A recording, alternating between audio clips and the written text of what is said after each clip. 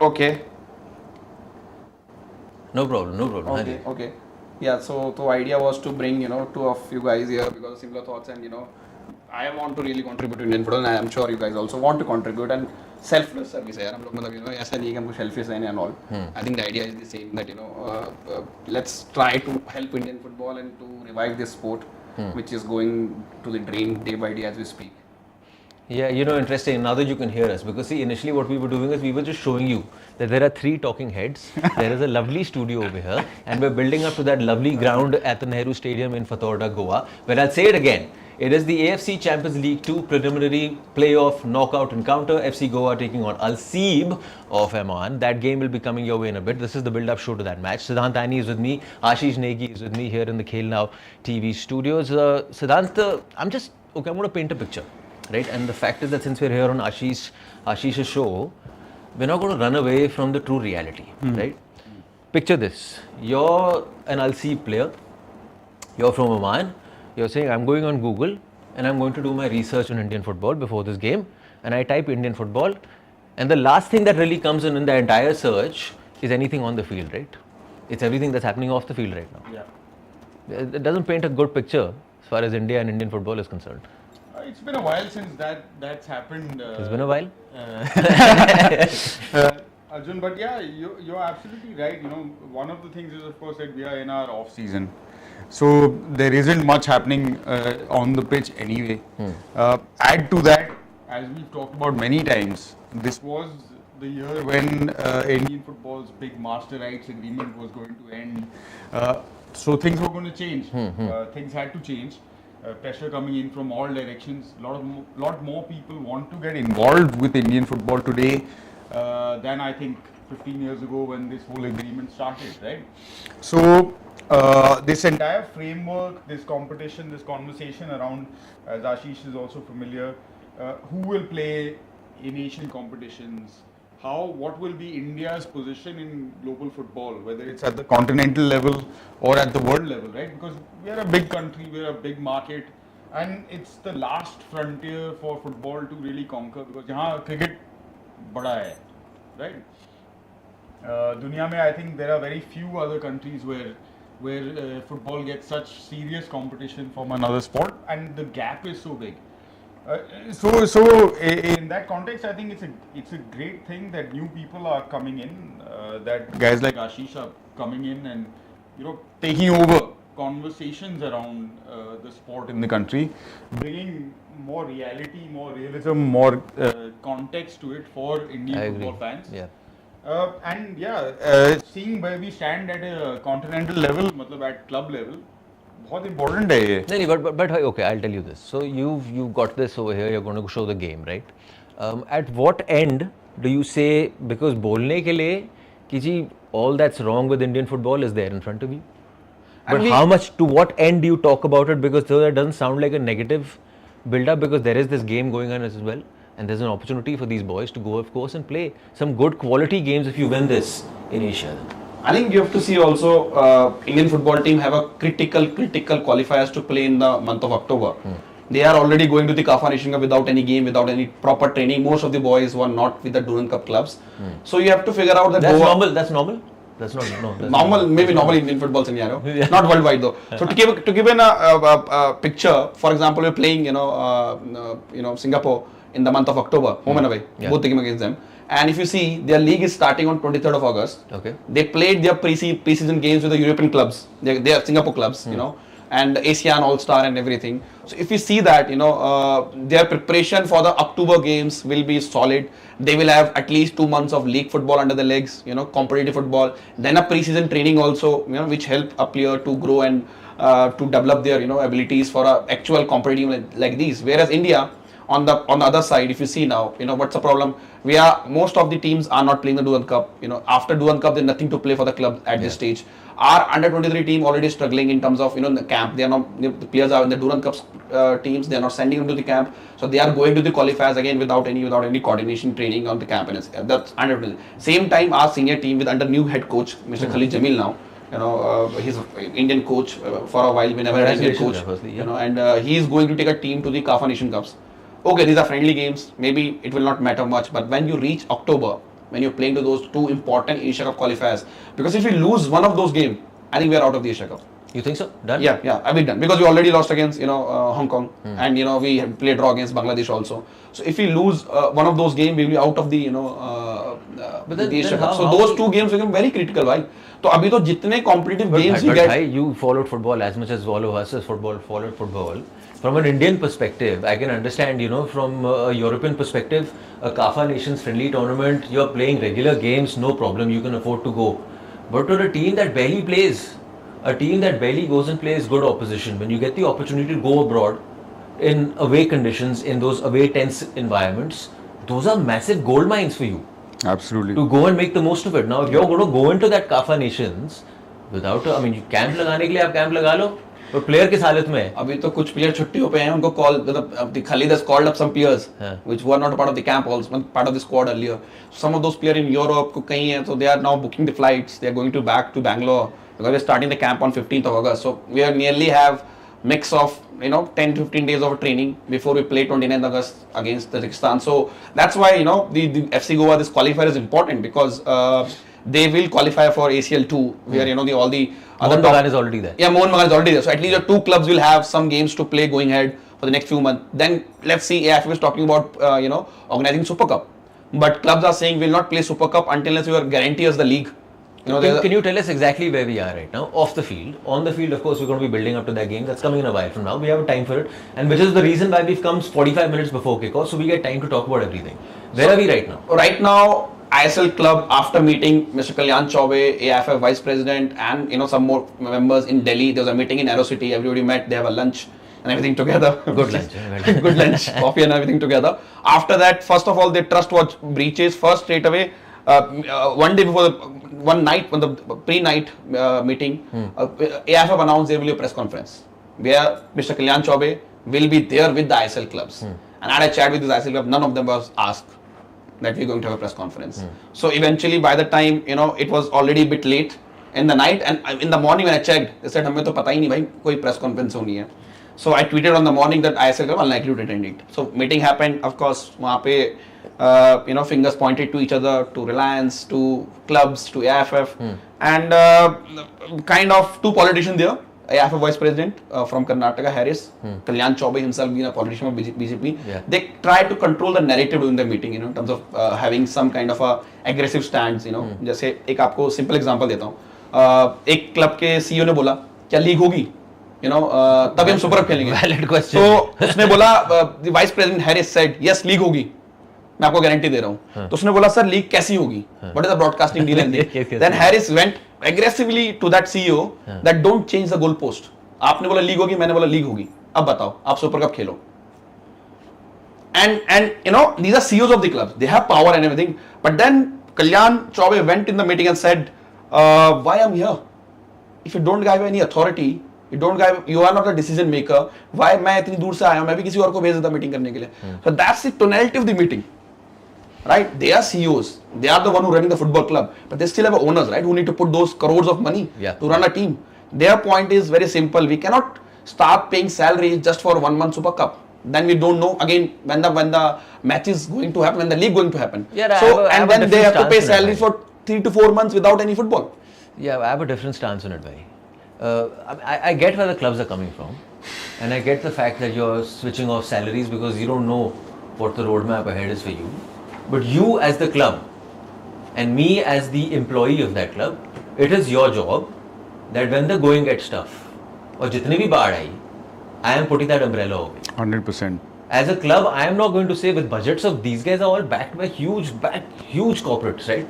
Now FC Goa is of course still there because they have that competition right now. But to give credit to FC Goa, many of the teams are saying we would have played just with Indian players.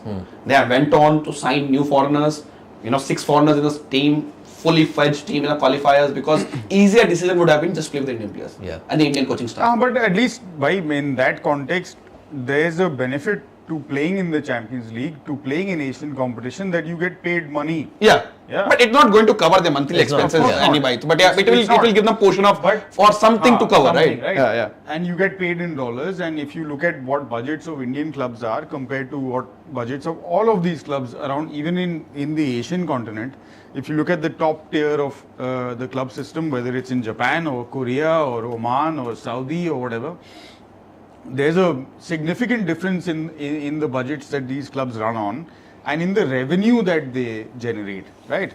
So because of the way things are structured and have been structured in this country for the past 15 years, there is no significant broadcast revenue coming in. There's no significant advertising revenue coming in. So Champions League or Asian football, It's exposure. continental football, It's exposure, bhai. is exposure, and it's also it's US dollar cash coming in, man.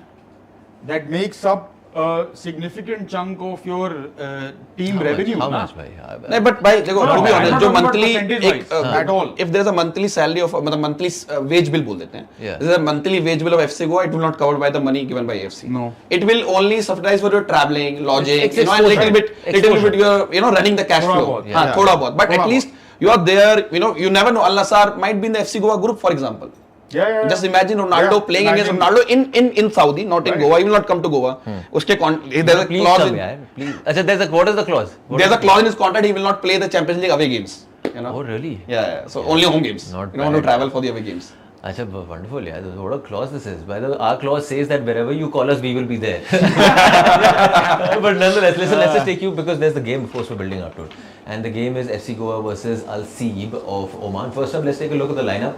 As far as FC Goa is concerned, Ashish, could you take us through this lineup? 6 foreigners. Yeah. So they have went with all those. So there six is no foreigners. restriction in this. So AFC rules are changed now because of Saudi clubs. They've been pushing AFC to allow them as many as foreigners in the playing 11 or a squad. So rule is very simple. How many of your domestic leagues, the numbers they allow in the domestic registration are allowed in the AFC competition now. If your domestic league say you can register 15 foreigners for a competition, it is allowed in the AFC competition now.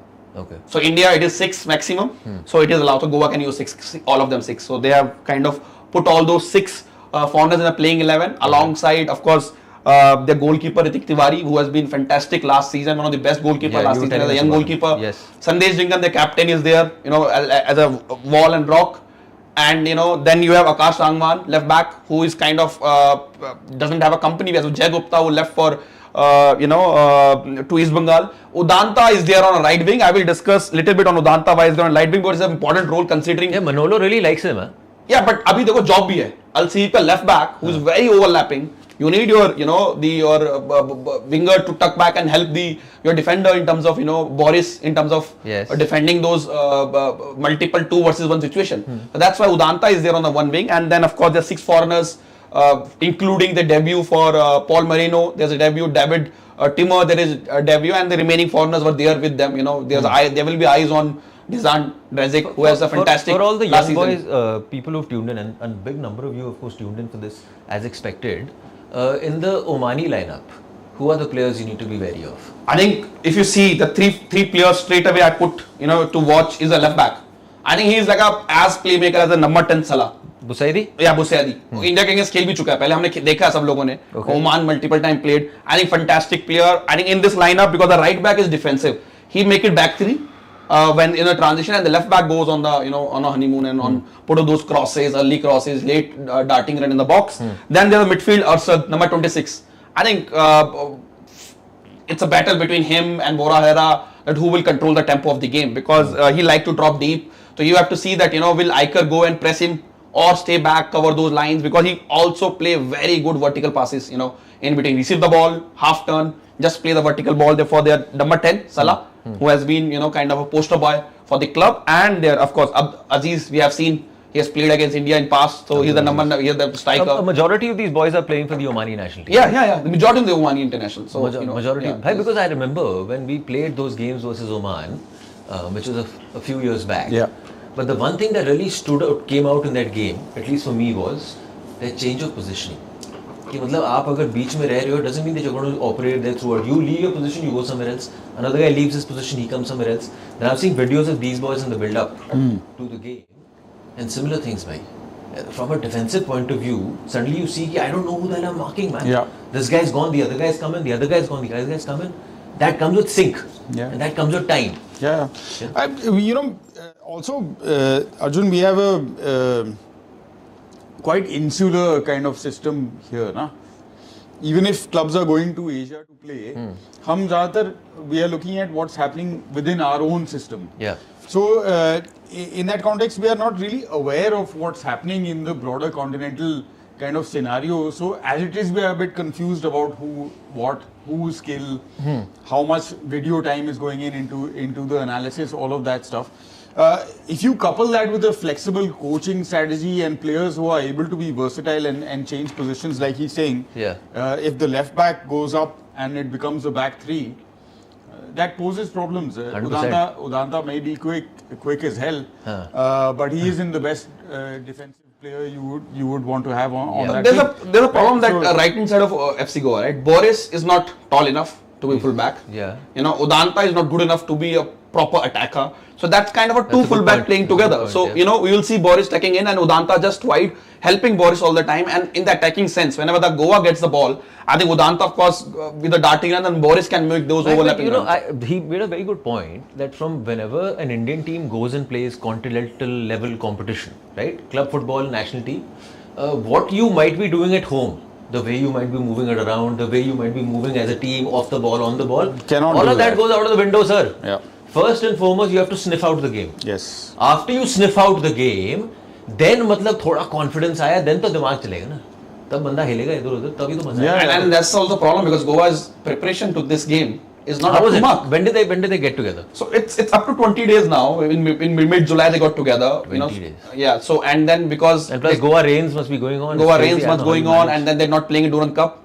So they played a couple of friendlies in Goa against the Goan clubs, I-League clubs, but they are also not up to proper shape. So those are games of not the ASL 2 level, of course.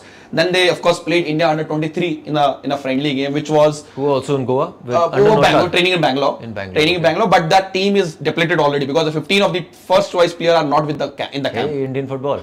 Yes. So they are call up 15 trialists to fill the squad number so that camp can going on. And coaching staff is very frustrated. So they handsomely beat those boys and the clean sheet and everything. We don't want to discuss the score line because it's confidential on that regard. Yeah. So and whereas Omani, Al-Seeb, they're having a proper pre-season. They have proper games they played. They also played Oman under 23 team in a friendly game, by the way. Because the tournament where they're playing where Oman under 23 team was playing as one of the team. So they were playing result must have been much closer. Yeah, result was much closer. Unlike the FC Goa and the India under 23 team. So the preparation is not ideal. And I think you cannot come to the game like this with this kind of preparation. But that's Indian football. That's not Goa's fault. But that's not Indian football, bhai. That's see whatever is happening right now. In the sense that, bhai, it's a culmination of what's. It's been leading from one thing to another, another thing to another thing to that. Yeah. Everything has played its part Yes. to where they are right now. Yeah. Now today, if whatever happens in the game happens, and football is such a lovely thing that you might not do any practice, you might just come together for that game and you'll come away with a win. That's football for you. But more often than not, you will not. You will not. More often than not, at that level, you will not. Yeah. It's preps that count. Yeah. Something really drastic, really dramatic has to happen for that to eventuate, Pandit. And if we look back, not even very much into the past, we'll find whether it's the head coach of a national team, an Indian national team, or a club side, they will all indicate to you the same thing, that the tempo, the intensity, the pace at which the game takes place at an international level, whether it's continental or it's world, it's completely different. Yeah. So like you were saying, जो भी आपने पहले किया है, it all goes out of the window, right? You have to, even to prep, to play at that higher tempo, in your camp you need to have that much more that pressure, intensity, right? man, yeah. That much more intensity. If you look at a squad where, let's say the 6 foreigners are in the squad, most of them know that they are going to be playing this game, right? So when you are training, what pressure do you have on you to do your best when you know that 99% or 95% you will be in the playing squad anyway, right? I think Manolo might have touched the same point because Freddy was speaking to Manolo before the game, so we should listen to him maybe. Let's listen to Pradyum Reddy is there at the stadium and he also spoke to Manolo Marquez before the start of this. Last time at the stadium, the game against Bengaluru FC, you played the game on the front foot and really got the crowd behind you. Will you be able to do that again today? to get the crowd behind you because of the opponent? Let's see. We want to play a good game. We want to qualify. We know that we face a good team. But I feel that if we play a good game, we will have chances to qualify. From a personal point of view, after the national team experience for you, do you feel there's an extra point to prove for you today in this game? Maybe if I am 30 or 35, maybe yes. In 20 days, I will be 57. I mean that it's not about me. It's about FC Goa to qualify. We are very, we want to arrive to the group stage because we know which kind of teams we can face. And this is the target. It's not about me, it's about the club. Now, the squad you've signed this season is built for the ISL. And what I mean by that is, today you can play all your foreigners, which you wouldn't have done, obviously, in the ISL. So does that cause a problem for you now as a coach, that the temptation might be to play all your foreigners and that affects the balance of your team? Yeah, but you know that there are, the competitions have different rules, no? In this Champions League, you can play with 6 foreigners. In the league, let's see what happens. Every game is different. The other team play with 1 because they want, they have 1 foreigner that doesn't play, but it's according the rules, according the clubs, according the everything. This is one thing that I don't agree, but more in national teams than in clubs. Here the rules are very clear and are all the same for every club. But does that affect your balance in how the players that you play today? No, we can play with all 6 players and the team is balanced. It's true that it's our first official game, and let's see how we arrive in the last minutes. We want to win, if it's possible, before the extra time. But if there is extra time, we will play for sure. All the best, Coach. Good luck for today. Thank you very much. Thank you. Listen, you can say what you want to say about Manolo Marquez and his time as coach of the Indian team, or his time as the hybrid coach of FC Goa and the Indian national team, and their performance and their lack of performance, or whatever you might say. But his interviews and the kind of things he says in interviews, whether it be as coach or now coach as only FC Goa, you can't take that away from him. Just some lovely interviews to listen to, because he speaks from his सीधी बात बोलता है, from his mind. At the end of the day, bhai. Ashish, just you were telling us again, from Manolo Marquez's perspective, his time as India coach, not the most favourable one. I think, but what we are see, my point is this: when you talk about a coach and his performance as national team, you can't just judge it on results. There's a lot that goes behind the results. There's a lot that the coach is not happy with behind the results, because this is Indian football, right? What happened exactly? Just give us a few things about what happened exactly, and how eventually this journey came to an end, or rather, how did this hybrid model start? Which is, I've never heard of this. So we can of course discuss most in the post-match, because it would be very less time now, Yeah. But I will to keep it very short. Manolo really wanted to be coach of Indian football team. He really wanted that. He thought that's the one thing which is missing in his CV and career, was a coach of a national team, and he thought he can really help Indian team. Manolo is a very nice person, very emotional, and that's the major problem. Because when you do a 2 job and you emotionally overly connected with both the job, I think it's tough to balance sometimes. And I think that's where he could not find that balance. And we all know All India Football Federation and their capabilities to do stuff around Indian football team. So it didn't work out. As simple as that. And I think for him at least, he came in the March, told the AFF that is not working out, I want to leave. Why? But I'm guessing on his CV, I don't think he's ever had results like this. No. They've not won anything. No, yeah. 0. Huh?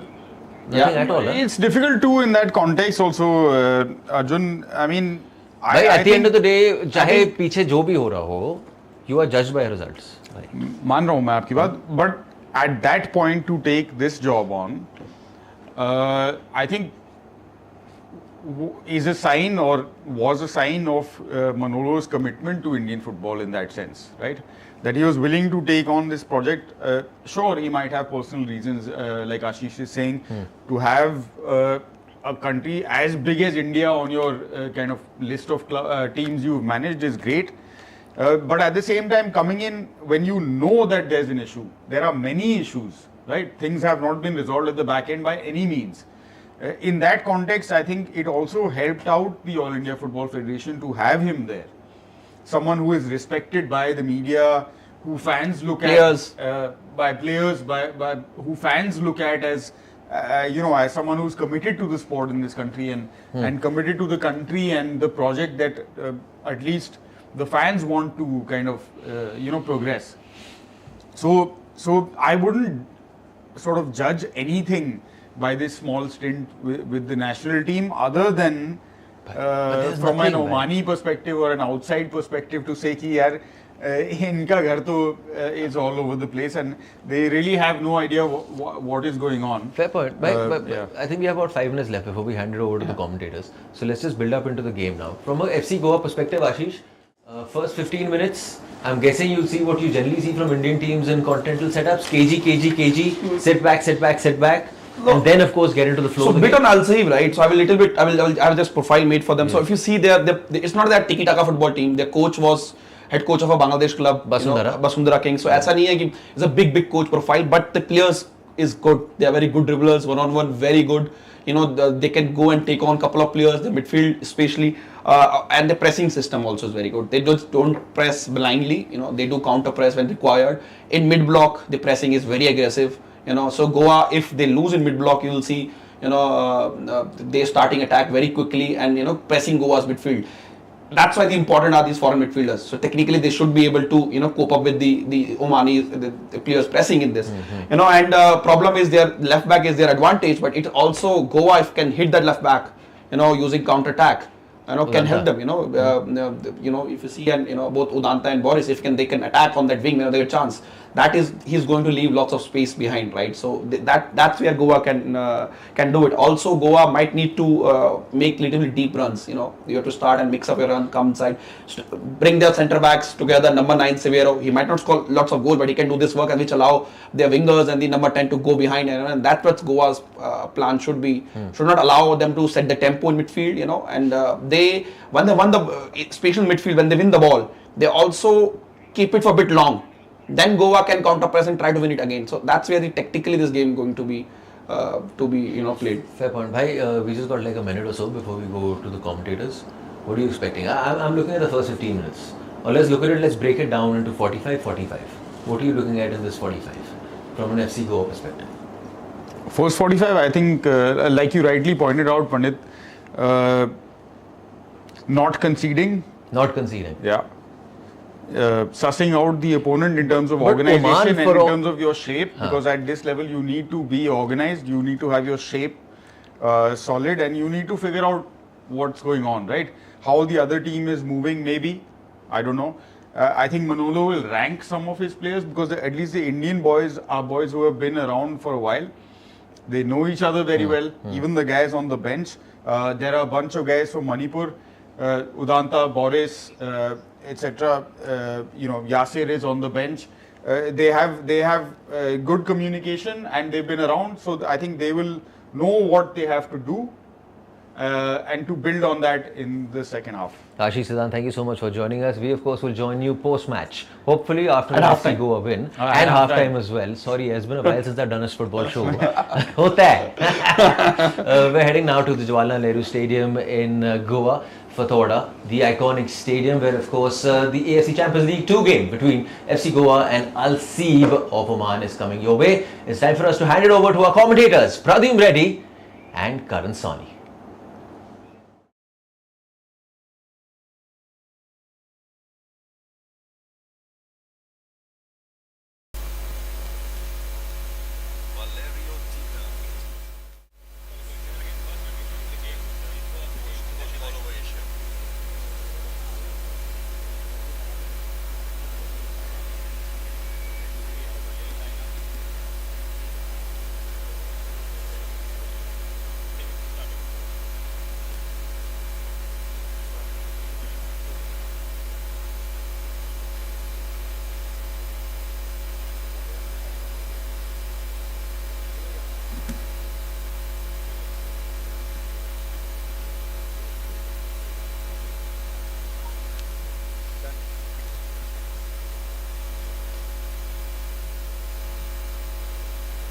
Welcome to the AFC Champions League 2 preliminary clash here at the Jawaharlal Nehru Stadium in rainy Goa. It's FC Goa taking on Al-Seeb. the winner secures a spot in the group stage moving forward. This is the Goa's first appearance in continental football since 2021, when they became the first team in India to play in the AFC Champions League group stage. FC Goa have qualified this year, having won the Kalinga Super Cup. They'll be up against Al-Seeb, who are very, very dangerous. They have had an incredible record in Asian football, especially in Oman. They've won the last two Omanian leagues, and here in the commentary box with me, I've got Pradyum ready. Brad, back with Indian football, back with Asian football, and here FC Goa, a tough task ahead. Yeah, Karan, it's really good to be back, obviously, with the football starting and FC Goa with what looks like to be a really, really strong lineup. Obviously, as we know, you can play all your foreigners in this competition. There isn't a restriction as we have in the Indian Super League. So Manolo Marquez had that difficult decision about whether to play all of them, whether that gives you the balance. And we spoke to him earlier, but he just felt if you've got the best personnel out there on the field, it gives them the best opportunity to win the game. And I think that's what he's done. But the likes of Udanta and Boris are going to have a busy night down that right flank for them. And I think the likes of Jingan, who played against a lot of these Omani players when India's played against them, because this Omani lineup, as we'll see in a minute, has got a lot of players of this Al-Seeb team who play for the national team. Absolutely, and all these players, where for FC Goa we have a lot of foreigners starting. For Al-Seeb here, there are only local players, as you can see. Up front, Abdul Makbali, who has 100 caps for Oman. He scored against India. He's got 2 goals in the last match against India. But you were talking about that right flank against Sudanta, against Boris, where the left back, Al-Busedi, very, very dangerous, Brad. Yeah, absolutely. I think the 3 key players you're going to have to watch out for: Ali Al-Busedi, bombs forward as a left back, really marauding left back, and it's just a really good playmaker as well, which when he comes in from the left flank, it's not just going down the line, he can come inside in his range of passing. And the number 21, Salah Yaya, really, really enjoyable player to watch, the way he finds pockets of space and he can dictate the game. So I think it's going to be crucial for FC Goa. Obviously, they don't have the likes of a Carl McHugh. They don't have someone who sits there naturally. So it will be up to their new signings to see, do they have the defensive capabilities? Does the likes of David Timor, Borja, can they do a job on him and prevent him dictating the game? Because otherwise, Abdul Makbali, as you said earlier, loves to fill his boots when he comes to India. Absolutely, and in this starting lineup, 9 Omani international players in these 11 players. Although we're talking about the midfield, the Omani midfield here for Al-Seeb, they're very, very dangerous, and we've got new players coming in. David Timor, you have Paul Moreno, the experience. Although now for FC Goa, for Manolo Marquez, what is his approach, especially going into this match? We know the winner of this match makes it straight to the group stage. Yeah, I had a chat with Manolo earlier on in the game, and I came to a couple of their training sessions earlier this month. And I think he's got really positive mindset, the way he's set the team up. You know, they've had a proper pre-season. They played a couple of Goan sides. They went and played. They played the Dempo under-21 side, a really competitive game between the two sides. And they played Salgaoka. They've gone on to play the India under-23 and the Reliance Young Champs. Different games, obviously, because they were dominating the possession. So a lot of good physical run out for their players. But I think tonight the difference is they're going to have to do a lot of defending. Spoke to Sandesh earlier, who's familiar with a lot of these players, having played against Oman a couple of times. So I think the first 15-20 minutes, you assess the opposition. Can you play on the front foot like you did against BFC the last time they were at this ground?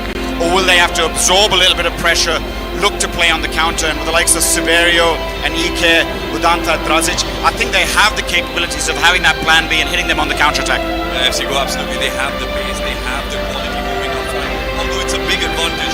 2 big advantages for FC Goa. 1, they play at home here at the Fatoda Stadium. The second big advantage, it has been raining. And the likes of Al-Seeb, these clubs, they aren't used to rain. Yeah, it's certainly not used to the conditions. I think the conditions favour FC Goa. The crowd will grow as the game goes along. As you mentioned, really bad weather conditions today, so it might have delayed a lot of people getting to the stadium. A couple of the roads are closed off. We are fortunate to get here early, but we saw the impact this crowd can make in that game against Bengaluru. If FC Goa can start the first 15 minutes, rattle the opponents, get in behind them, turn them around, the crowd will lift them. And I think that's what they really need tonight. They need that crowd to be the 12th man and give them that advantage, because this is a very well-oiled machine, Al-Seeb. As you said, they've won their local competition a couple of times. They've won this competition. So you don't want to let them settle in this game and, make them have to work for everything in these tough, wet conditions tonight. what's also interesting for FC Goa, they've had a good pre-season, 45 days pre-season with these players, the foreign players coming in 30 days ago. Although those centre-back pairings, Sandesh Jingal and Moday Ona India, now Moday not being there, now it's Paul Moreno, a new pairing here for Manolo Marquez, and we know they have this lethal striker, they have Mali. So what will be their approach, the two centre-backs, Sandesh and Paul Moreno, when they are up against this player who's got 34 national team goals? Yeah, I think the trick is, as you said, how quickly can they develop a relationship between the likes of Paul Moreno and Sandesh Jingal. The other thing I feel they're going to be missing when you talk about the likes of O'Day and Carl McHugh is leadership. It's not just in the dressing room as well as on the field. Those were two huge influences on FC Goa in terms of leadership qualities. But I think that's what the likes of David Timor bring to their side. An experienced player brings those leadership qualities. And let's not forget Paul Moreno's played at Racing Santander. He's had 2 promotions. You know, he's come here on the recommendation of Edu Badia, who's the head of international relationships at that club. So players who are aware of what's happening in Indian football, they've followed the league. So I think they will, from what I've seen in the last couple of games, they've adjusted well to Indian conditions, playing with the Indian teammates. So just the question is, big game experience, leadership, so maybe the likes of Sandesh are going to have to be the ones this season who step up and do that role. A big responsibility on Sandesh Jinghania. Although now, for Al-Seeb, they've got Valerio Tita. He has the experience in Asian football. He was with Bashundra Kings. He knows these conditions. He's played in Bangladesh. So he'll be well versed with the conditions here in Goa as well. Yeah, as we just had a look at those, the officials from China, the officials tonight. Obviously, we know that, having experienced AFC competitions when we were at Bengaluru current, no nonsense normally is the approach from the AFC officials, so you can expect to see them cutting out a lot of that sort of stuff we kind of get used to sometimes when we're watching the Durand Cup and other competitions in Indian football. So it should be a fast-paced game and with good intensity, and I think the surface with a lot of rain that we've had today will make for a very entertaining game and a fast-paced game. So looking forward to it as kickoff approaches. All the referees from China, main referee Zhang Lei, assistant referee Xiao He, Ma Shi and Jing Huan. Interesting now. Here at the Fatola Stadium, we're ready, we're here for an encounter. We know this is, the winner of this match makes it straight to the group stage of the AFC Champions League Two. Although this team, Al-Seeb, they have won this before, they won this only 2 seasons ago. Yeah, certainly tough opposition tonight for FC Goa, but I think from the perspective of all Indian club supporters, irrespective of whether you're an FC Goa fan, you're one of their rivals fans or fans from other clubs, I think what you're looking for today is you want to see FC Goa put in a performance that gets them through to the next round, because obviously they improve the coefficient. We need more teams from India doing well in these Asian competitions. Mohan Bagan, you expect them to be very competitive. So I think you want to see FC Goa as well making it to that round. So I think everyone, neutrals as well in Indian football, other fan supporters today will be cheering on FC Goa. Yeah, we've heard that with our teammates and the officials we've spoken to as well. And as you said, Brad, that Mohan Bagan Supergiant, they are in this competition. When you have 2 teams from India, it's good for Indian football, especially now at this current stage. 2 teams representing India in Asia is a big deal. It's just better for Indian football in terms of more fans engaging and more fans coming in and boarding. In these kind of conditions, now we know there are 10,000 plus tickets that are sold out in this rainy condition in Goa as well. Yeah, I think fans are crying out for football. We've seen that obviously in a couple of the Durand Cup games that we've been doing, where the crowds have come out in big numbers in the northeast. So it's good to see some football on this side of the country, and it's great to see the crowd have come in their numbers despite the conditions. And hopefully both sides will put on a good show tonight, and we should be in for some really good top quality football tonight, Karan. When you have the likes of Edward and Chenna, who has been playing for FC Goa, he's been playing in Indian football for quite some time. You've got Javier Severio, and Manolo Marquez knows that this match tonight, there is no restriction on the number of foreigners you can play. He started all of them. He's got David Timor as well, who has played in the La Liga. He has that experience. But now, as FC Goa approach this game, the first 15 minutes are crucial. Yeah, it's good to see already trying to get the ball in behind the opponents, put them back, turn them That's what you always try and say to your teams, first 15 minutes, first 5 minutes, let's get in behind them, let's make them run towards their own goal, especially in these kind of conditions. We've seen a lot of Al-Seeb in the videos. Recently they played in their Super Cup in their country. A really good pressing side, so I think if you hold on to the ball and try and be slow in your build-up, it might suit your away team today. So maybe a little bit of change from the way Manolo's going to play. Yeah, he does generally like to keep the ball. He likes to move the ball around Manolo Marquez, and these conditions will only help him, will only help FC Goa. We spoke about it earlier where Al-Seeb, they aren't used to playing in these rainy conditions. A big advantage for FC Goa here. As we can see early on, they're looking to press up top and they're looking to press high. Pandit Shingan clears it a first time. And now the man we've been talking about, Al-Busaidi, who's very, very dangerous down the left flank, plays it first time in towards Zahir. Holding the ball back to Busaidi. This is the link-up play that we've been talking about where Al-Seeb are so dangerous. They use that left flank and they know how to use that very well. FC Goa currently doing very well in terms of not conceding any fouls.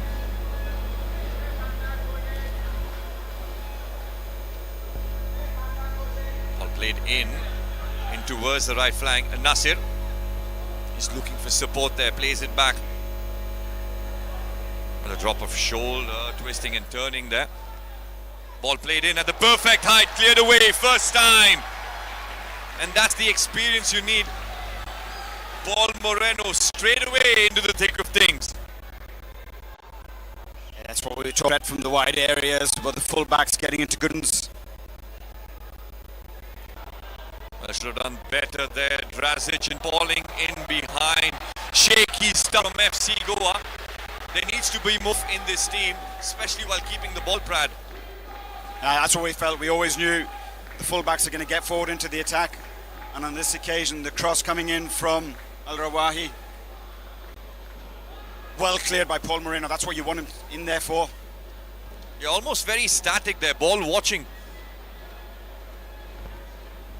Akash Sangwan getting 1-2'd. Once again down the left flank, Busaidi. As you can see, the two centre-backs, Musalami and Shaksi, involving themselves in midfield as well. And FC Goa, early on they were pressing high and now waiting for that pass, trying to be very, very compact down the middle. Yeah, I think they're recognizing the threat. There's no point over-committing men forward. You know the pace and the threat in behind of Baldi. So just allow the opposition to have a bit of the ball, get your shape, get your two banks of four.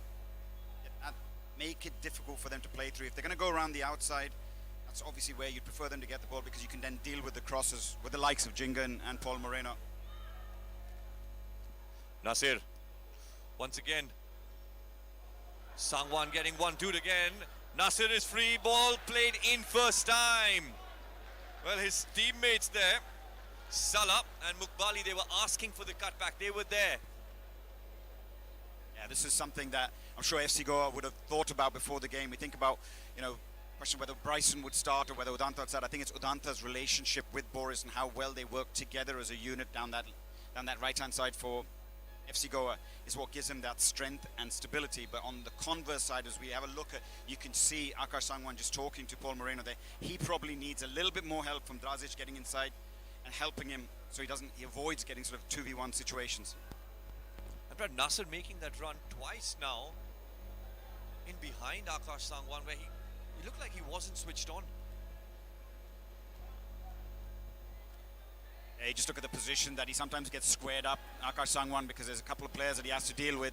And this is where Drazic, obviously a very, very good player, but may not offer as much defensively as someone like Udanta does, and that's where sometimes can cause problems for Akash Sangwan. And this is where maybe that's a recognition of whether David Timo or a Borja will fill in that spot.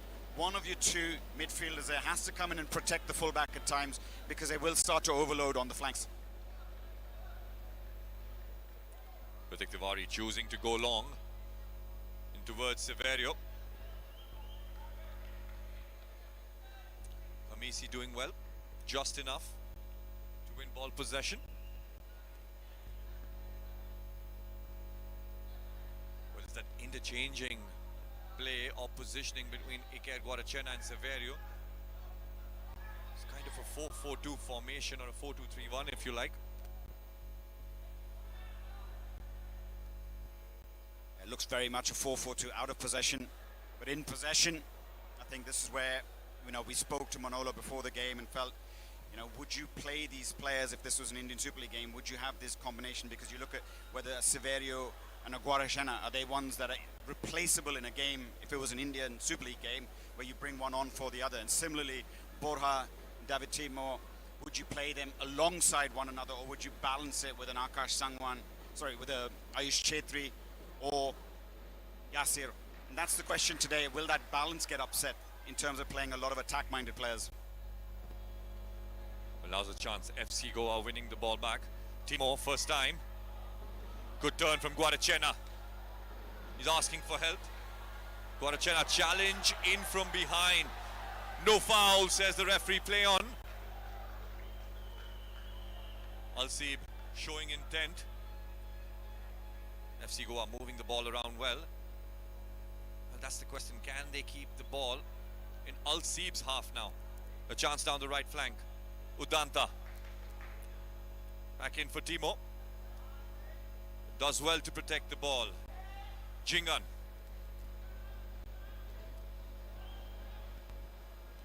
Paul Moreno in first time for Drazic. You see Brad. Al-Seeb falling back well. Like two banks of four. Very hard to play between them, between the lines. I think both teams obviously very well drilled, well organized. The ball given away cheaply now by Podestep. This time Sangwan does well, intercepts that, reads that very well.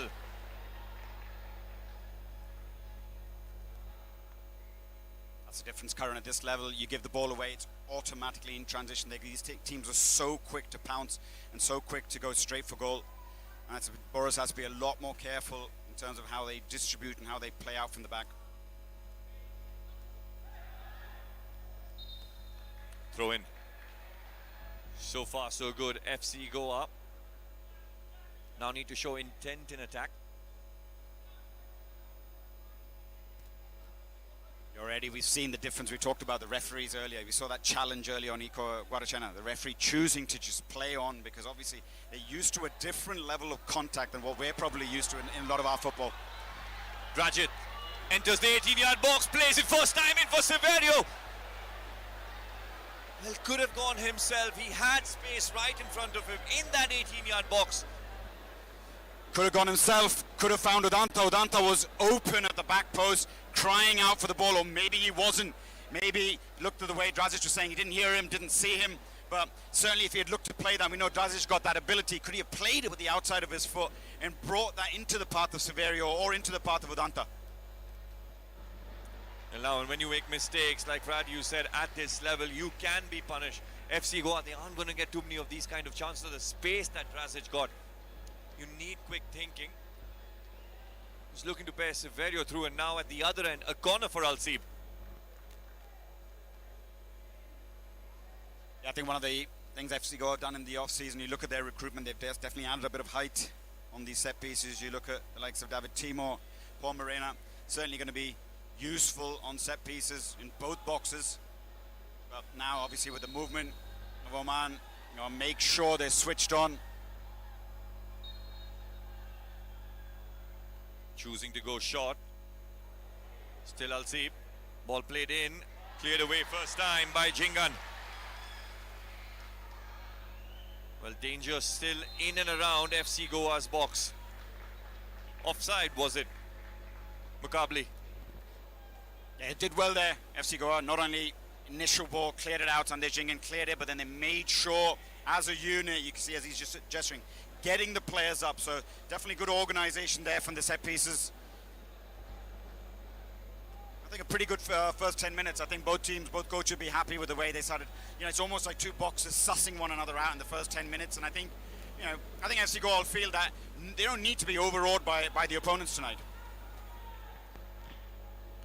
Mukbali chasing down Moreno. Well, Tiwari, he doesn't want to take any risk there. Clears it first time. Pressure on Al-Seeb. Gorachena leading the press. Space in behind Udanta.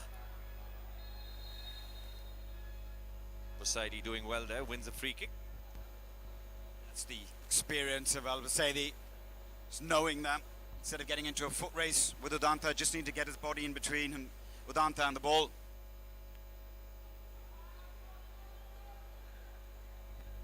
It's good to see kind of the way they're picking their moments, FC Goa, when to press, when to sort of just drop back in and protect the space in between the sort of lines and make sure, likes of Salah, haven't had much of the ball today, because they must have spoken about that. They must have worked on that in training to say, you can't let him get on the ball too much and dictate play.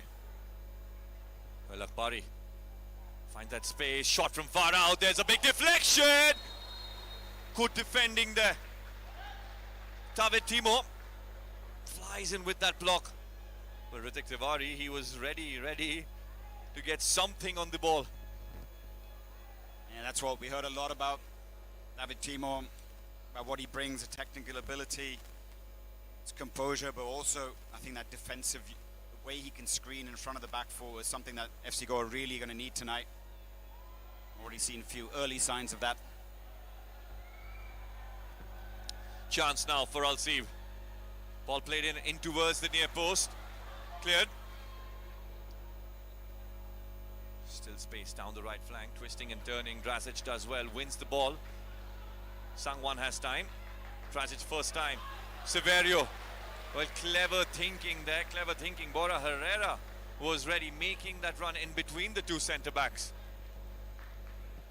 Yeah, definitely worked on their transitional play. You've seen on a couple of occasions now, as they get the ball and they win it from deep areas, how quickly they're looking to move from back to front. It's good to see the likes of Bora looking to make those runs beyond the front man. Now Drazic. Good defending there. Good defending from Al-Seeb. Was Kamisi with that tackle. There's a couple of occasions now from throw-ins on this flank that they've really managed to get in behind them. And I think that's where you can see the crowd, the volume rising as the crowd's building over here. And that's what we wanted to see. They need, even if it's just a shot on target now, that's going to help lift the crowd and give them that sort of impetus that they need to sort of really go and put more pressure on this Al-Seeb side. Bora Herrera once again gets the ball in, looks good. Severio goes in for it, asking for another corner. Goal kick, says the referee. Doesn't look the biggest, does he, Severio? But he's got this uncanny ability to always get on the end of crosses, and he's just, I think his leap is so good, his timing of his jumps is so good, it's just difficult to defend against him. Yeah, always creating that yard right in front of him, and that timing, like you said, Brad, he just judges the flight of the ball so well. Ravahi indicating that he wants to go long. Well, this man Valerio Tita, he has the experience of coaching in Asia, was with Bashundra Kings, he's coached in Jordan as well. Now, we talked about Al-Seeb having won this championship. He's won it as a coach as well with a Syrian side a long time ago. I think it was 2010. Definitely a vastly experienced coach. Bashundra, as you said, last season, just recently joined the team. So I think that's another thing you'd feel it's a little bit difficult to know what to expect. The team that they had last season, a different coach, different style of play to a certain extent. He's brought a lot of high energy pressing in terms of how they play. But I think that's clever of the way FC Goa haven't tried to keep hold of the ball too long and not play into the opposition's plans. Asking for the ball, Busaidi. He's almost like a midfielder with the movement he has now. And now, first time in for Nasir. Nasir playing it back. Ball played in and cleared by Jingan. Away by Udanta. Well, Al-Seeb looking to get the ball down. Well, somehow he's found himself in place. Big deflection. Jingan with the block. Another corner for Al-Seeb. That's worrying times for FC Goa sometimes when they give the ball away in that defensive third of their field.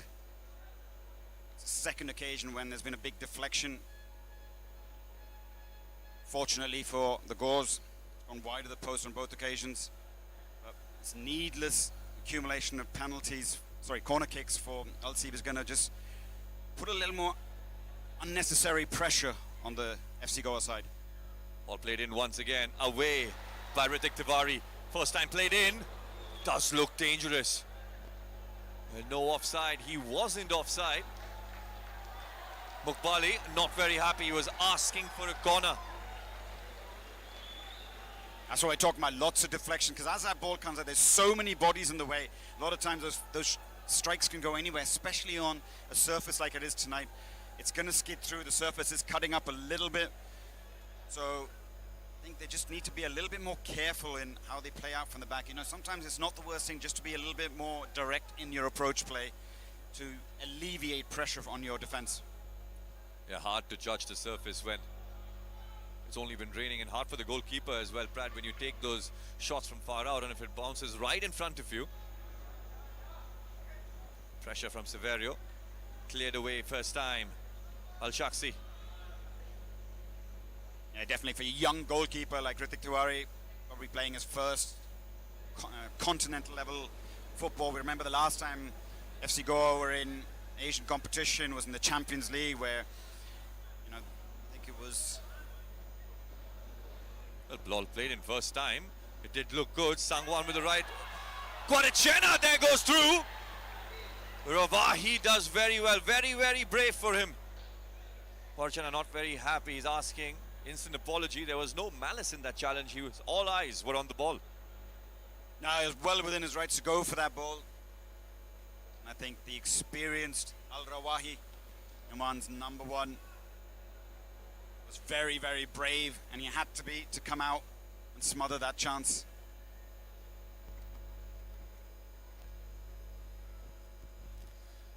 Brad, the pairing of Moreno and Sandesh Jingan, they've looked good so far, although big match ahead, a big season ahead, and these are the kind of situations. But right before that here, Guadachena. Yeah, once again, it was Severio winning that knockdown as he keeps. That's what we keep talking about. His ability in the air is so good, and you know, we've seen Guadachena time and again. He's just so lively inside the box, and it's just a matter of, I think it's just brave goalkeeping. You have to put it down to, you have to credit the goalkeeper there to come out with a forward charging down on him and smothering that chance.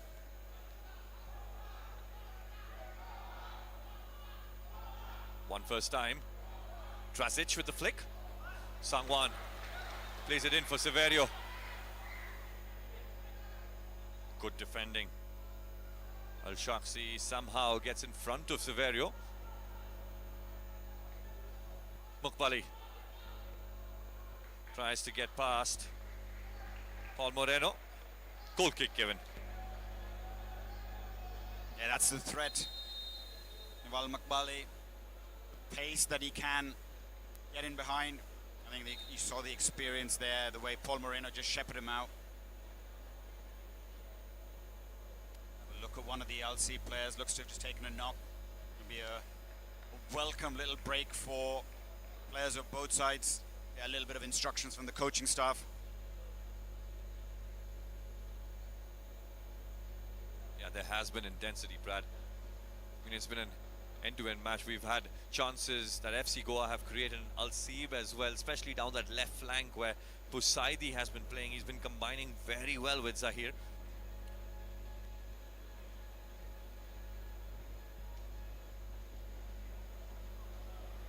Well, a good little break for both these sides, a tactical break, as you may say.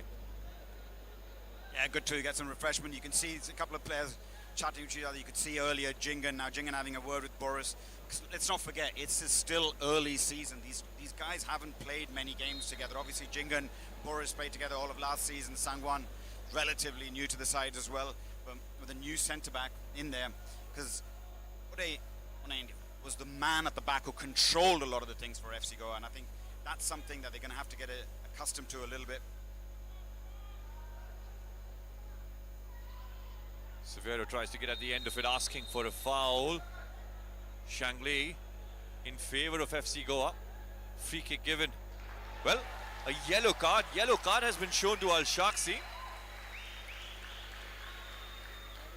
The Omani players, Al-Seeb, not looking very happy. Yeah, just a bit of a heavy challenge. Going into the back of Severio. I think Severio just using a little bit of experience, just make sure, get the free kick. That's what you want to do. You know, you were a striker, Karan, you know that. Centre-backs like to rough you up in the start of the games.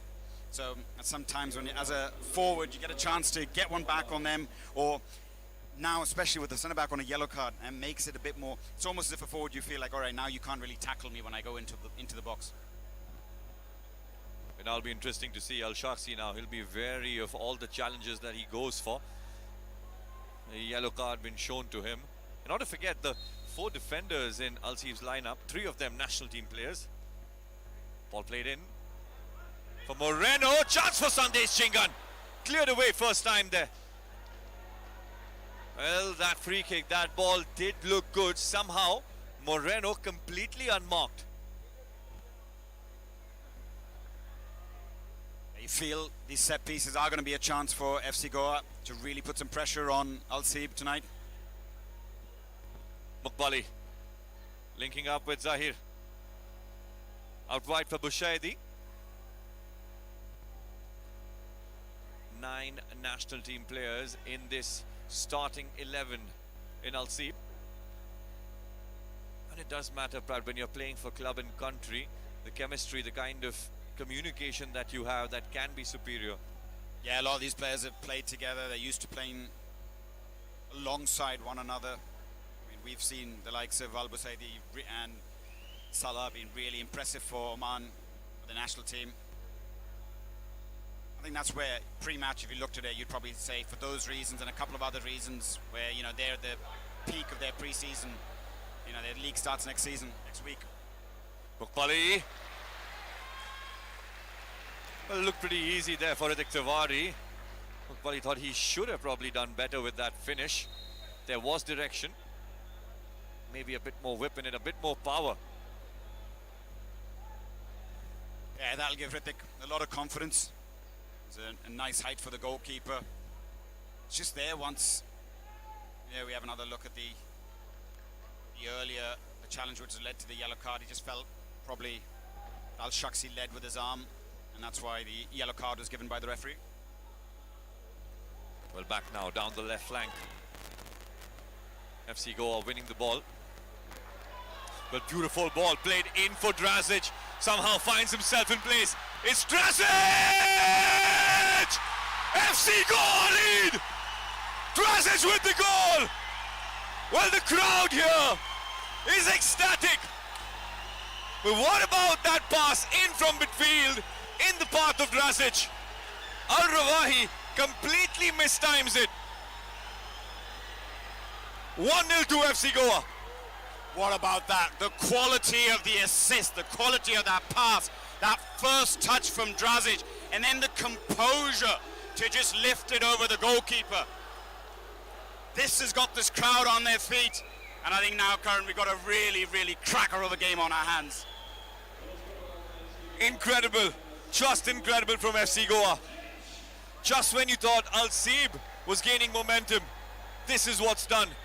Drazic with a little touch over the goalkeeper, and it wasn't over. It was not over.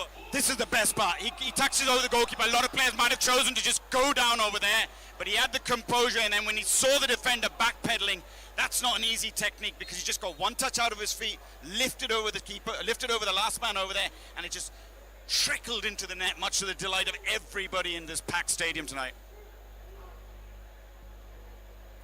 Manolo Marquez will be pleased with that. Although now moving forward, FC Goa, they need to stay switched on, still compact in defence. They've done very well so far. Down the left flank once again. In, ball played in. Away again by Moreno. Well, good defending, these two centre backs, Sandesh Jingan and Paul Moreno. Good communication so far. That's really good to see that Sandesh isn't getting sucked out.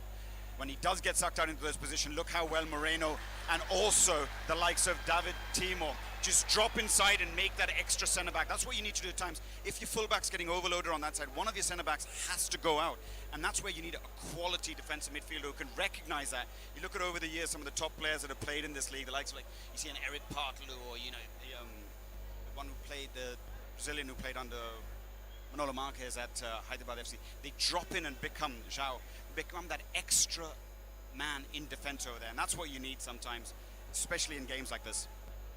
Yeah, it's important to have players like these. João Victor, the likes of Eric Partlew at Bengaluru FC as well. Well, you need those players who fight for every ball, fight for every second ball as well.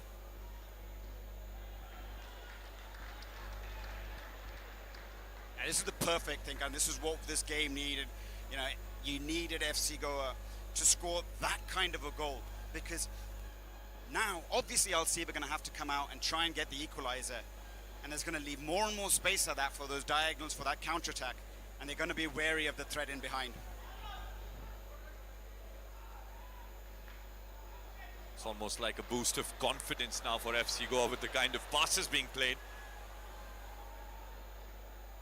Well, identifying that gap. Boris Bora Herrera making that run. Intercepted well again by Al-Seeb. We're tracking back again with strength. Moreno. And Sandesh Chingan clears it first time.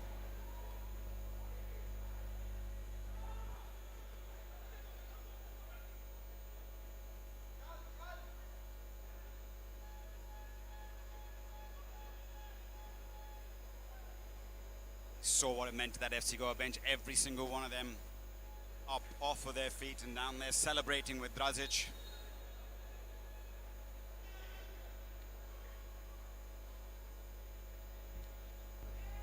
That justifies Manolo Marquez's decision to play all of his attacking players today and sacrifice what we felt would be the right balance for the team to just put as many match winners out there on the field. Yeah, and you can see that with the spirit that FC Goa have brought since the first minute. Now once again, Drazic wins it. Severio wanted to play him first time, cleared away. Al-Khamisi making his way back in defense from that right back position. Yeah, it's good to see the way they're playing. See, Severio had an easier pass there just to play it back and look to keep hold of the ball, but I think it's better at this stage of the game, having just scored, turn the Al-Seeb defenders back, put it in behind them, even though Drazic wasn't favourite to get to that. This is putting more and more pressure on them, and this is exactly what they should be doing.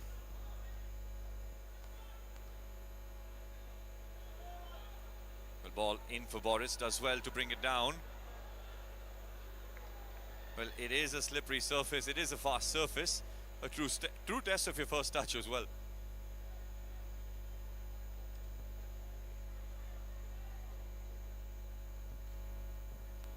Well, in from midfield, Arshad dropping back, helping. Now he wants to move the ball around. Well, he's asking for support, he's asking for Mukpali now to make that space. Sandesh Chingan and Moreno doing very, very well. Because you see him playing on either defender's shoulder. Twisting and turning once again down the right flank. Sangwan needs to be careful. Ball played in. A chance for Al-Seeb. Shot from far out. Well, Sangwan needs to do better. On multiple occasions now he has been exposed, Brad. Yeah, it's just inexperience. Currently, a young player hasn't played at the highest level. When we talk about highest level, we talk about Asian competition. You look at the likes of, obviously, Boris with India national team, youth national teams. Vedanta has played so much AFC football. It's this ability earlier in the attack as well. I mean, that obviously wasn't a handball that they were crying out for, and the Al-Seeb player was in an offside position too. But earlier, he could have so easily have given a penalty away, bringing Salah down. And that's that experience where you got to recognize in this situation you're playing against some really skillful wingers. Sometimes don't dive in, just bank on the fact that one of your teammates is covering for you, but you can't give away a cheap penalty at this stage of the game. FC Goa once again. Guarachena. An odd bounce there. Guarachena losing the ball. Now FC Goa. 15 minutes now into this first 45 minutes. They lead 1-0. Likes of Al-Seeb, they have that quality. They can equalize at any moment. When there was no complacency You could just see the instructions from Manolo Marquez on the sideline, just getting his team to be more narrow, become a bit more compact. And, you know, they'll be happy to have Al-Seeb knocking the ball around here at the back.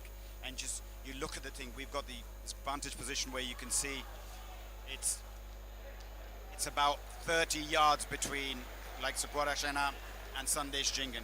And it's a tight, compact defensive unit there, which is forcing Al-Seeb obviously to try and play. If you can't play through them, sometimes you have to play over them. And Ritik Tiwari will be more than happy to collect them all night. Severio targeting Khamisi on multiple occasions. He knows he has that height advantage to win those aerial battles so that Drazic makes his way in behind him. There we see one of the probably FC Goa youngsters from their foundation, from their academy teams. Very clever, good game management. When you're 1-0 up, just roll a ball there, slow it down. Well, I remember the ball boy story at Tottenham with Jose Mourinho, where he won them the match against Chelsea.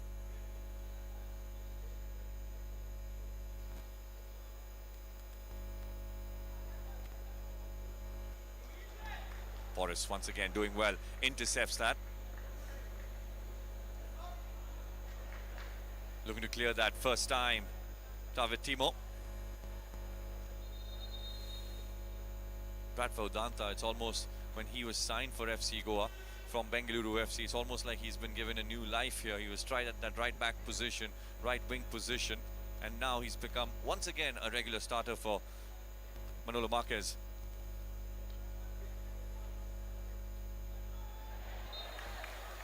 Pressure on Drazic, and Dejan Drazic using all his experience to buy time to win that free kick. Yeah, that's what we were talking about. That's what Drazic needs to do a lot more. Make sure when they're doubling up 2 against 1 against Sangwon, you get back there and make sure you help out. And that's that experience, just recognizing you don't need to do too much with the ball, because Al-Seeb obviously chasing the game will overcommit and make these mistakes. Yeah, Karan, getting back to that point about Udanta, I think a lot of time, he gets criticism for national team performances where they said, he doesn't score enough, or they look at the numbers in terms of goals and assists, which obviously during his peak performance years at Bengaluru FC, those numbers were very high. But let's not forget the unsung work that he does in terms of defensive work rate. And a lot of times when you're playing for the national team, it's what you can do without the ball that's so important, because a lot of times you are playing opponents which will have more of the ball. And I think that's why every single coach, year after year, would always pick the likes of Udanta in the national team, because of that ability to do both sides of the ball, as we coaches say. You can do it in attack, gives you a great counter-attacking option, but also will track back and help his fullback. Yeah, Brad, I remember you saying that as well, where top players like Cristiano Ronaldo, Messi, they have about 1.5 minutes, 2 minutes on the ball. But when you're playing in matches like these, 95 or 98% of the times, you're only running.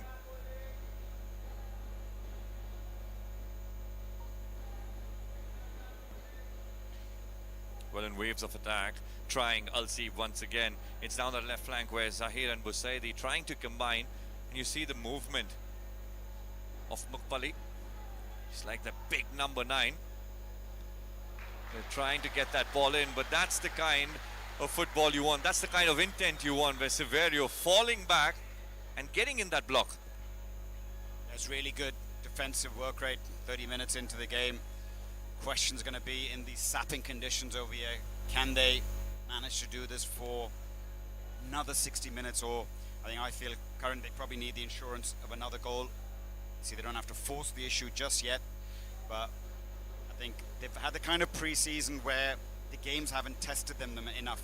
Especially if you look at a lot of what they're doing at the moment, they're working as a unit without the ball, whereas a lot of their pre-season games against the likes of Salgaok, Reliance Young Champs, the India Under-23, the Dempo developmental team, is where they had control of the ball. They wouldn't have to do so much shape work, so much defending. So it's a little bit of a contrary to what they've been training, or contrary to what the games they've played so far. But so far, very well disciplined performance from everyone at FC Goa. Yeah, very compact. You can see Al-Seeb, they're being forced to play down the left flank or the right flank. Very seldom have we seen that they've been able to find those gaps, those pockets of spaces in behind FC Goa's defense.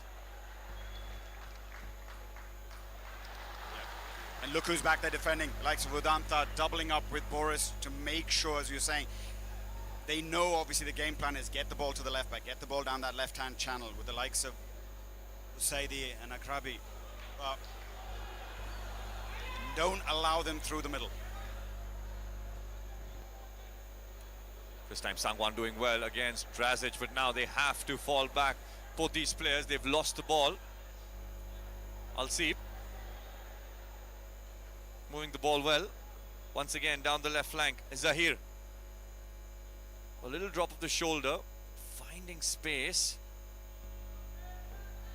Ball played out to Mukpali, who will want to be in and around the 6-yard box. And this time Sangwan clears it.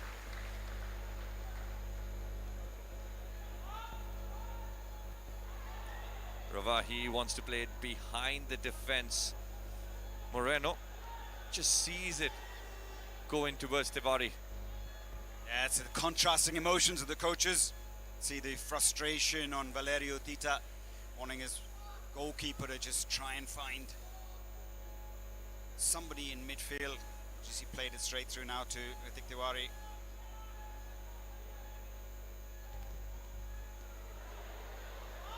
Well, there have been chances for FC Goa where Al-Seeb have lost ball possession. They have looked dangerous this time. Udanta couldn't quite control it. Handball.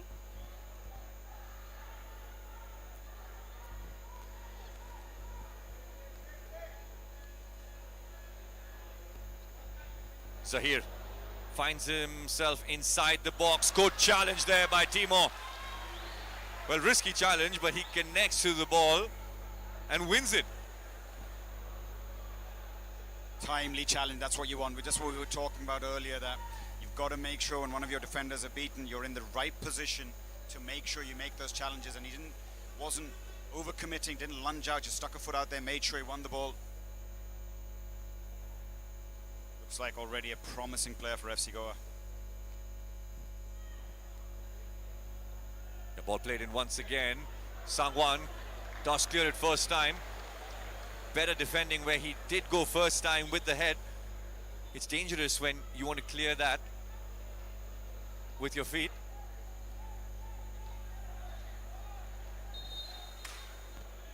Well, the ball's gone out. Throw in now once again for Al-Seeb. Yeah, certainly, I think as that cross has come in, you could see Akash Sangwan's body shape initially. You know, he had an open body shape, knew of the player coming in there, but that's just where he's got to probably go and attack that ball, Karan. You can't wait for it, you're allowing the winger to come and get on the inside of you, and that's a risk he took. So maybe he just needs to go and attack the ball. That's the nerves, it'll probably settle as the game progresses.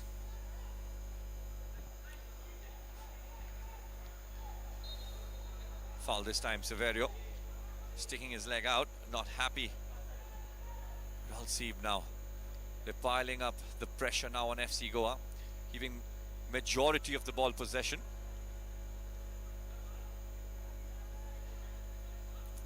Highly focused and completely switched on. FC Goa there. Now a chance. These are the chances that FC Goa are creating in counter-attack. Falling back and tackling now Kamisi, helping with Shaksi. I can see the frustration, obviously, as a coach wanting the decisions to go in his favour. It's difficult now for FC Goa.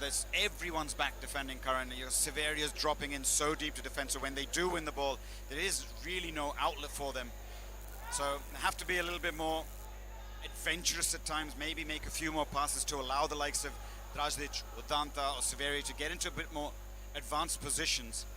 Yeah, that's what I was getting at, Brad. For how long can FC Goa do this? It's only now the first 40 minutes and inviting pressure, move after move. Do you think they're forced to do that, or is this the game plan to see the first half, the first 45 minutes out?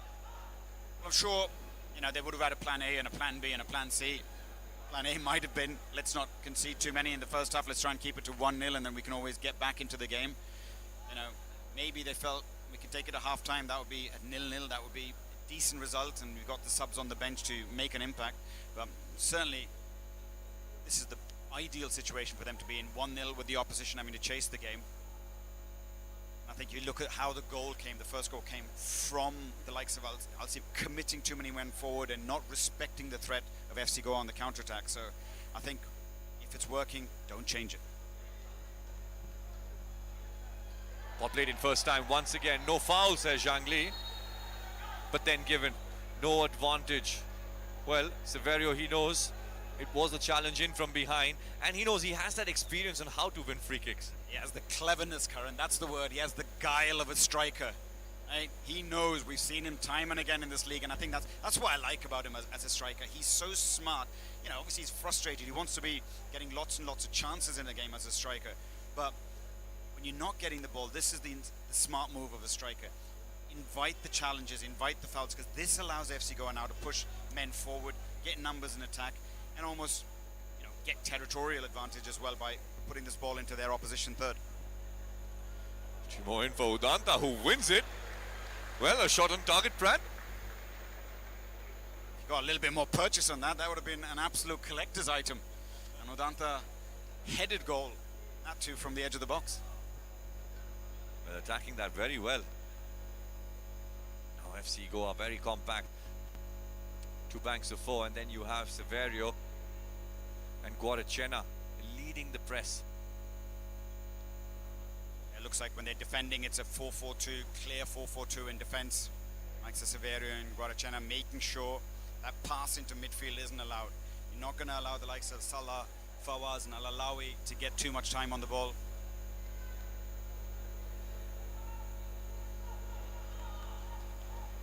Khamisi looking to play that in first time. Couldn't quite clear it here. Moreno with his right foot. A little too heavy for Boris. That's just the conditions today. Balls are going to skip through and skip out of play.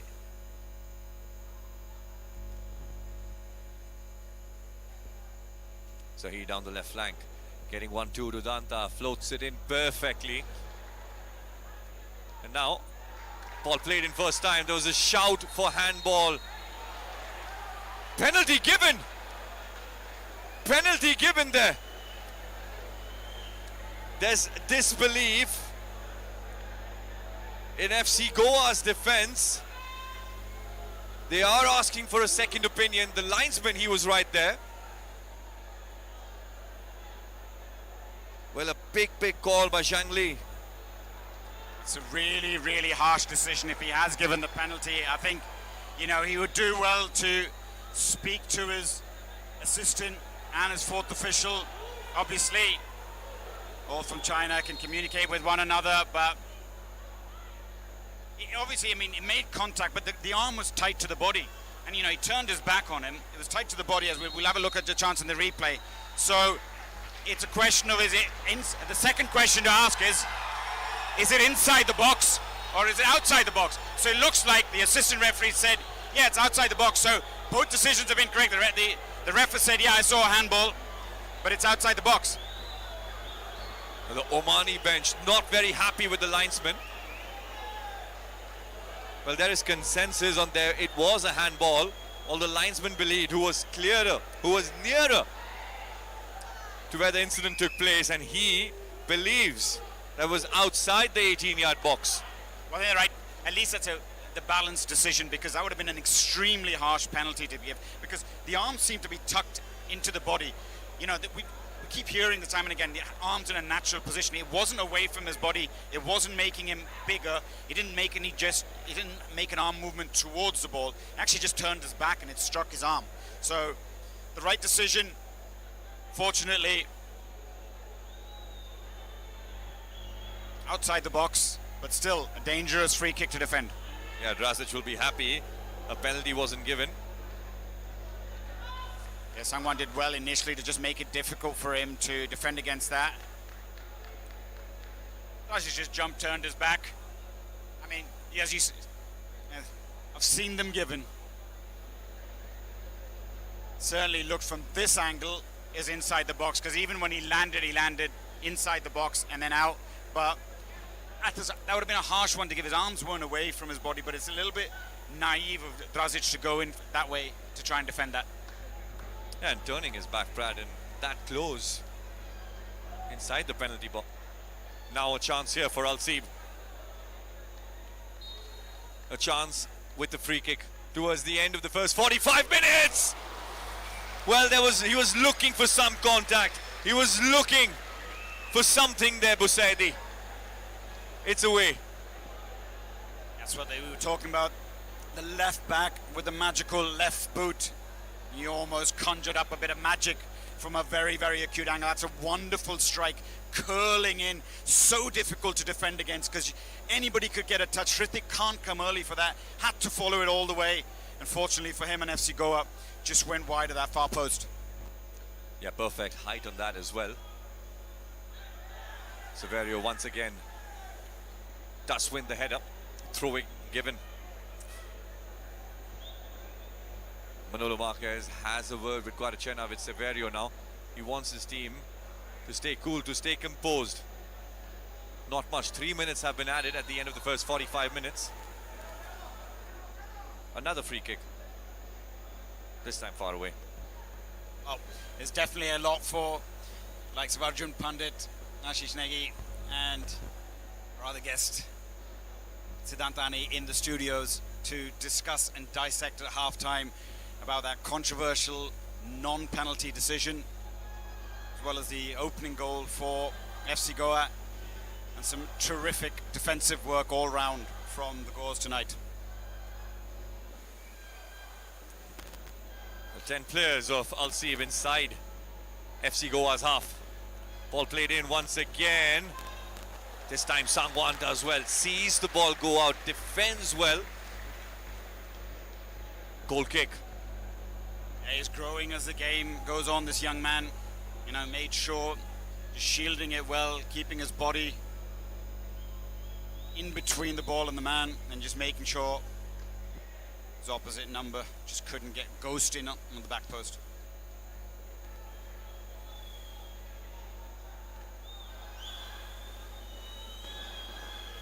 Ritik Tiwari goes long, this time in towards Udanta. Well, he needs to identify where Severio are, where Drazic is,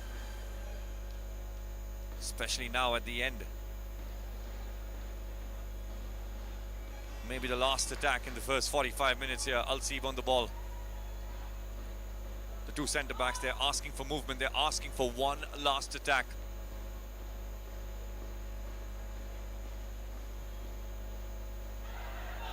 Controls it, plays it down. Does well there now. Ravahi plays the ball in. Sangwan for Drazic. Back to Sangwan. And clears it. Zhang Li says it's the end of the first 45 minutes. It is FC Goa who lead. Drazic with the first goal. Well, if you're writing a script for FC Goa, you couldn't have written it any better than this. Absorb a little bit of pressure. When you get your opportunities, hit them on the counter, and that's exactly what they did with an absolutely clinically taken goal. And that man on screen, Drazic, and then soak up more of the pressure. A really good defensive performance. Not too many saves as such that I think the Warriors had to make. Not too many clear-cut goal-scoring chances, although there was that controversial moment where Al-Seeb will feel hard done by, where they feel they should have had a penalty. But sometimes fortune favours the brave, and the Gores certainly have been brave tonight. Yeah, they've been brave. They've shown quality, especially with the goal. They've shown how you can defend as a unit. And here at the Fatoda Stadium in Goa, the first 45 minutes FC Goa lead. But let's not forget, for Manolo Marquez, the second 45 minutes is even more important. And now, let's head back to our studio, back to Arjun Pandit on his thoughts with the guests there on the first 45 minutes.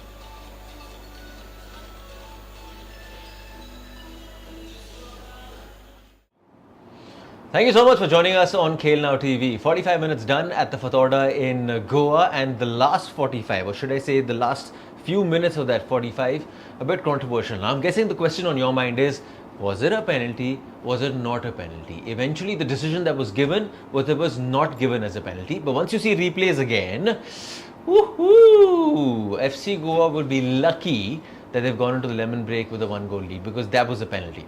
Hands down, it was a penalty, and the replay that will come your way in just a minute from now, you'll understand exactly what we're talking about. Because when you see it in real time, I can understand why everyone thinks that maybe it was not a penalty, it was outside the box. How you've given that outside the box is just beyond me. But that's the human nature of refereeing, as that's how you talk about it as well. But let's take a look at the replay. Of course, we got Siddhant Dani, we've got Ashish Negi with us as well. Guys, I'll show you the replay and then we'll start talking about it. Because I don't think you need to see the replay. Do you need to see the replay to sort of make up your mind? Penalty? Yes. Hindi चीनी भाई भाई ये ना बात भाई हाँ तो अब आप रिप्ले देखो यार रिप्ले अगर आप देखोगे साफ साफ आपको दिख रहा है वहाँ पे ये देखो ना पेनल्टी आ गई भाई कटाक और ऐसा भी नहीं कि हाथ अंदर है या कुछ है इंटेंशन ये है your hand is outside dear sir First and foremost, the big question that I'm asking is, what was the referee thinking? I think main referee said penalty and I think linesman said it's outside. Yeah. And that's what the conversation. Referee gave the penalty. Then when Goa players asked, if you can see on a replay also, he's pointing towards the spot. Then Goa player asked him go to check with the linesman. Then he went to the linesman and linesman said, no penalty. Hindi chini bye bye. But I'll tell you, sorry, just one thing. Please. If this would have been a different decision, na, Everybody all would hell would have been broken loose right now. Come on, again India is at the end of some bad decision. Again we could Because have it happened a lot with the Indian teams, club in the teams. So it's good to be on a lucky side this time. Once in a while. Fair point, fair point. enough. Yeah, if you give the foul, then it's hard to say that it's outside the box, man. He is well in. He's well in the box. A couple of feet in the box. It's a typical wingers going up for a cross, right? Yeah. कि आप जा रहे हैं, आप अपना front body protect कर रहे हैं, लेकिन आपका हाथ कहाँ है आपको भी पता नहीं है. Hand is like this. Maybe आप कह सकते हैं it's in a natural position No, or whatever, no, but bhai. the way the rules are these days, none of that makes any difference. If it touches your hand in the box in that kind of situation, it's a clear penalty without VAR.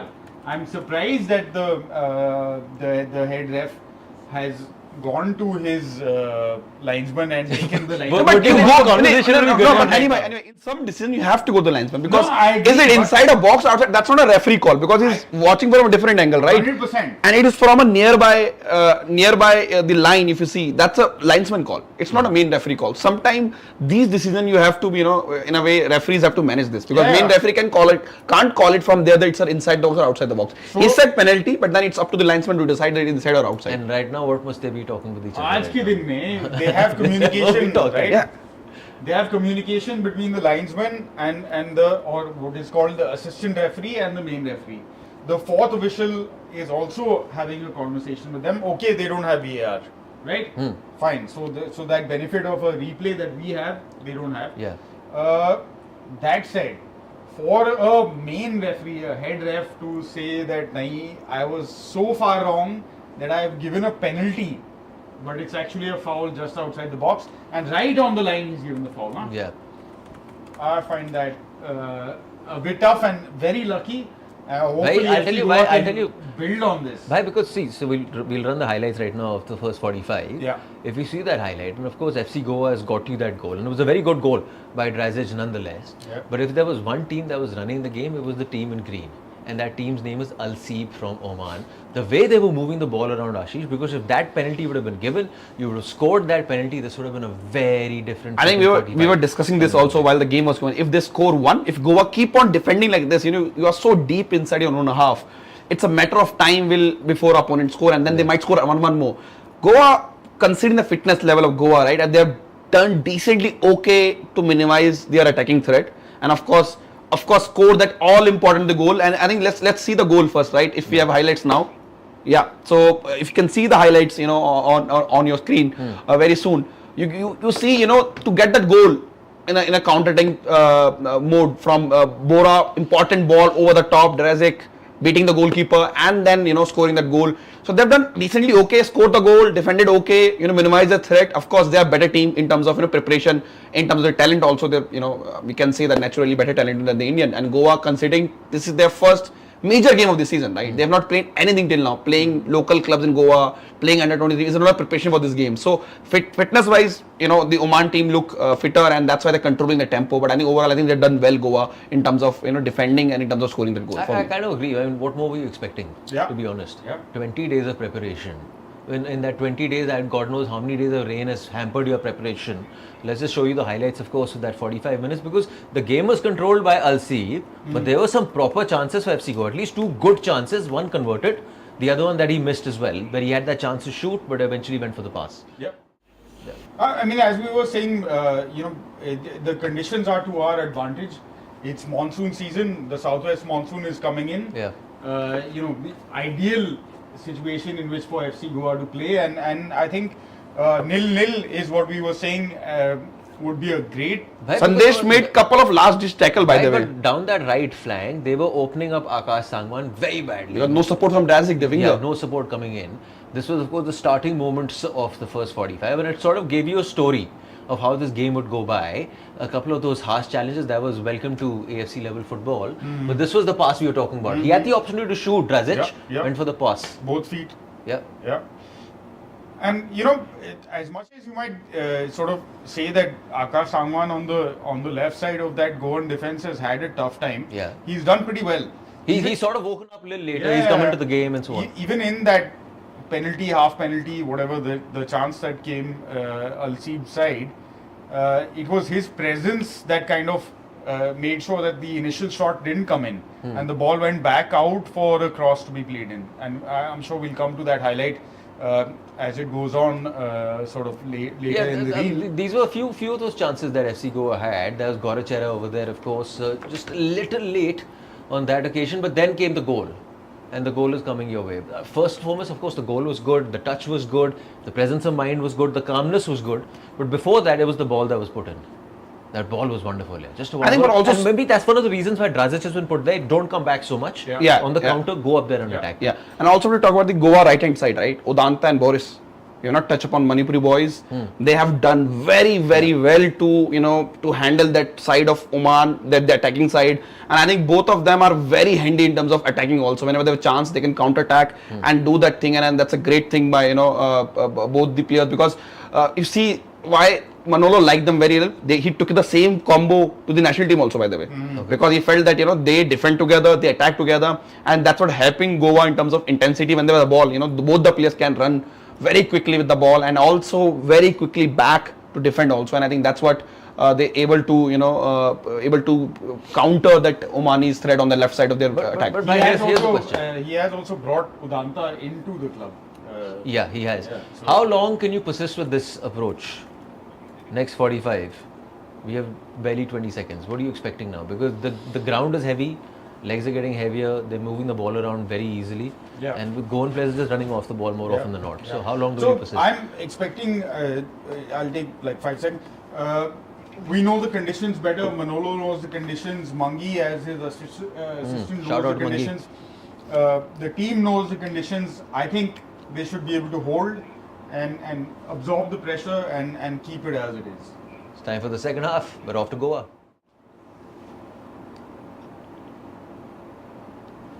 Are we done?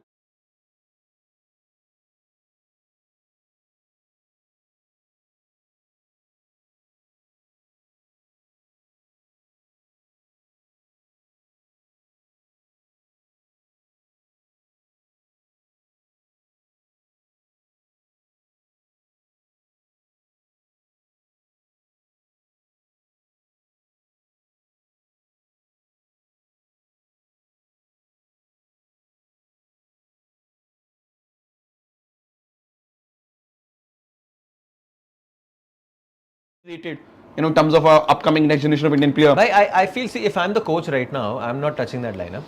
I'm going to tell them keep going till you can go, and then possibly 70 down, 75 minutes down, and if I'm still on the same scoreline, Then भरो you- लड़कों को But that's fitness का to cover problem है ना space. सारा. वही मैं कह रहा कौन हूँ, भरो कितना लड़कों cope up को. करता है, because you have, I think Bresson can help on the left wing. If Yeah. Drazik is tired, then Bresson can come and play on the left wing. But I think they will need a body in midfield very soon, because David Timmer has not looked very impressive Yeah, to even me. Gorachera, you haven't seen him too much. So, So that's I think they will need a body in the midfield, and I think best body would have been Sahil Tabora. He is a Goan lad. kind of come up on the bigger occasion, right? So he can help in terms of maybe win those tackles, win some ball back from the Al-Seeb, and I think that's where the substitution is key for Manolo Marcus. Sometime for the Indian team also, he took a long to make substitution. I think he cannot take a risk in this game now. He have to make substitution on right time, and right player need to come out and need to come in for if Goa need to capitalize on. I think basis substitution. on when you will make that substitution will not be basis on whether you're running the game, who's running the game. It's about who's not being able to run. Yeah. It's as simple as that. Yeah, You're not being able to run, cover ground, you're opening space, aao ji bahar. Next person go. Yeah. Because either they stamina, they have stamina, the GPS and all, so they will know which player is tired or no. भाई तो उनको पता होगा. अब ये नहीं है because just because he's talented enough उसको रख दो पिच पे ना कि मेसी को छोड़ देते हैं कि कुछ मैजिक मोमेंट क्रिएट कर देगा. मेसी वाला कोई सीन है ही नहीं यहाँ पे. That's for sure. I agree with Ashish in the sense that the timing of the substitutions will be critical. Yeah. I have to say, playing small-sided games with Sahil Tabora in the Nagoa ground in Goa and all Did he that. let you touch the ball? I did, bhai. but while I mean, of course, वहाँ हमारा scene थोड़ा अलग होता है, लेकिन having played with these boys for our fraternity, it'd be great to see him come on and do something impactful. I know he's a solid player. Sahil has had a good relationship with Manolo, Hyderabad, and now FC Goa and so on. And I think Manolo is very practical about these kind of situations. I don't think he's someone who's going for like a extraordinary magical moment or anything like that. But it helps, na? But you're playing a knockout game. Win the game, you're in the competition. Simple. Yeah. And I think also this knockout situation in the whole thing makes a Big massive difference. difference. Yeah. In terms of your approach. It's very different from how we are, looking at like a league format, a round robin format. Here it's one game and you're in, Or out. and I think that will mean or out. But but Goa cannot defend for 45 minutes. I mean, they That's have my point. to start That's what playing. I'm trying to ask. How? आसार क्या देखे हैं आपने खेलने के? But fitness तो है नहीं देखो. हाँ. To play in the same intensity So far, for 45 whatever minutes. your attacks have come has been a long ball. There's a guy who's waiting up front because they bombed forward, and you've of course come. And that's what if you remember in the pre-match I said, right? You can play those deep runs. आपको बनाना पड़ेगा. Severo might come inside, your winger go out, and that's what happened, right? Razik went ahead and Severo dropped deep. So वो space बनानी पड़ेगी. I think maybe Udanta can go more bit higher whenever possible. Udanta is a good runner of the ball, good crosser of the ball, and then he might bring Severo and Razik both in the play from his crosses, right? He does this for India with Chhetri Bhai for very, very, very long time, for long periods. I think they need some more attacking threat. Only not from the Razik also. Fair point. Yasir in that sense is a good call. I think Good player. Yasir is a good player. He can play in the middle. He can play on. But I don't think Manolo will trust Yasir to play on number 10. I think he will put him on right wing then. Yeah. I think But that's it. I kind of agree with the point you guys are making. Is that you cannot be chasing shadows, right? You cannot be chasing shadows throughout. Somewhere or the other, this team is of course वो भी तो तगड़े बंदे हैं यार. They've got 8-9 Omani nationals over there. So of course those guys will open up. Now what's happened is that for all the build-up play they've done and the opening up they've done, they haven't really found that answer in the middle of the box. Nonetheless, we'll get that answer right now in the next 45 minutes. Time for us to head back to the Jawaharlal Nehru Stadium in Goa. Second half, FC Goa versus Al-Seeb.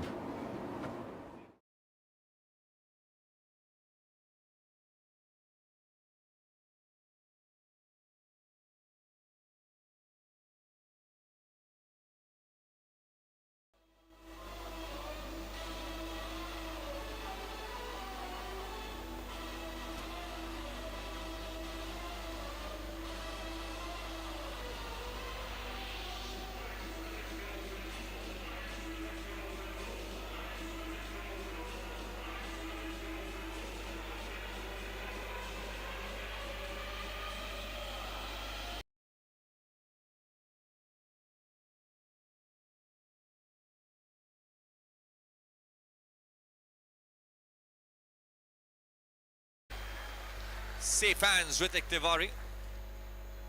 Well, but that's what they need to stop Brad.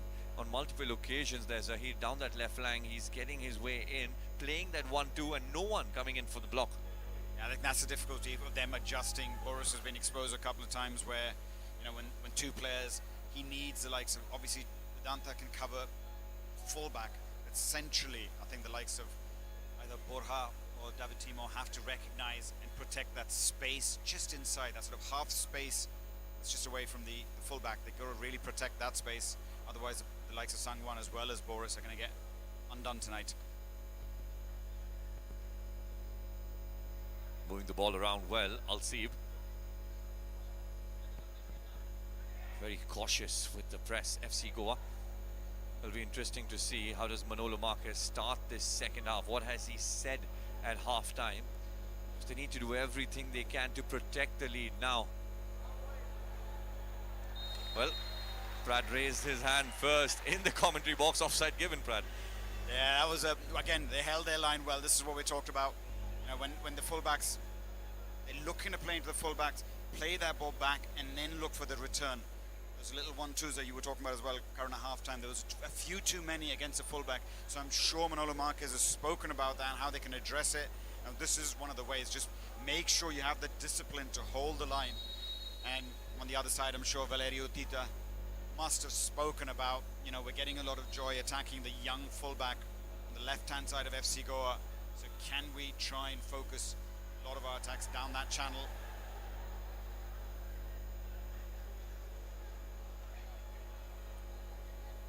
Well, Drazic plays the ball in first time. Now FC Goa looking good in attack. Drazic in. Well, still Udanta. Out wide for Boris. A little too heavy. There's still threat. Boris plays it in first time. Into the hands of Al-Rawahi. Needed away from the goalkeeper. Well, that was really positive from FC Goa. This is what we're talking about. Commit more men into the attack and chances will come. And you can see there the link-up play between Barchana. And even though had a man down, Severio down on the ground, they still continued to play on. It just didn't fall perfectly for Udanta or Boris.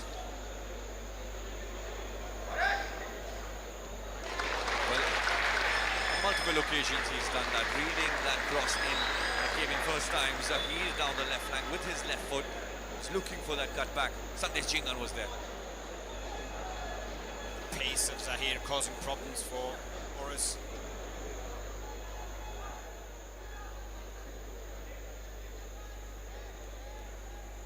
Well, the two centre backs in a very advanced position there for Al-Seeb. I'm sure Severio will be identifying that space that's created in behind them for chances like these. See once again down the right flank, ball played in. Another opportunity. Well, mishit it, mistimed it. Goal kick. Yeah, fell to arguably one of their best players. Saidi, his favourite left foot, just couldn't get the contact he wanted. I think FC Goa will be happy if you're going to limit them their chances to shots from distance from 20, 30 yards out.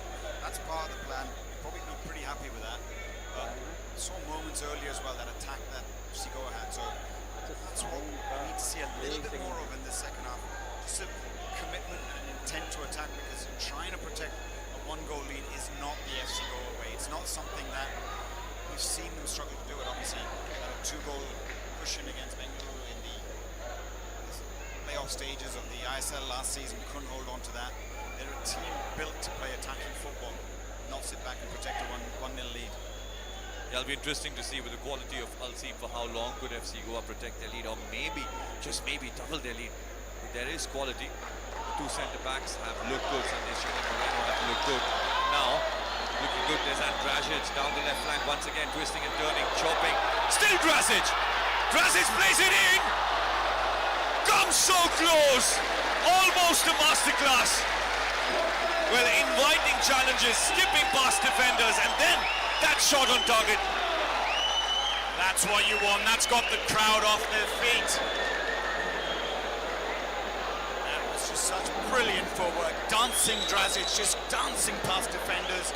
The experience Al-Rawahi had to be at his absolute best. Is that, as you were saying, Karan, get the second goal. That's the best way to get what you need from this game.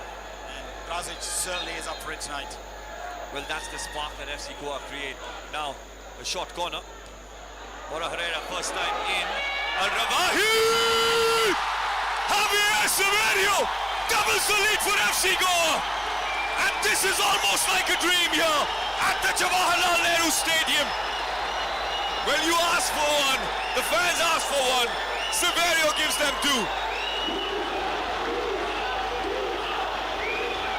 Uzo indeed. FC Goa are on fire here in this second half. That dazzling run from Drazic, which led to the corner, players got the rewards they were looking for. We thought as that corner came out, we thought it was a little bit overhit, a bit deep, giving the keeper an advantage, Al-Rawahi, but they underestimated the leap that we were talking about and having Severio. This man has an uncanny ability. He's a fox in the box, and this is why. As that cross just looped up in there, the keeper should be the favourite for it, but he's just, as we keep saying, timed his jump to perfection, got past the defender, got the perfect purchase on it, put that in despite the despairing dive of the defender on the line, and now, Karan, they can hold on for the next 5-10 minutes. FC Goa should be into the next stage of this competition.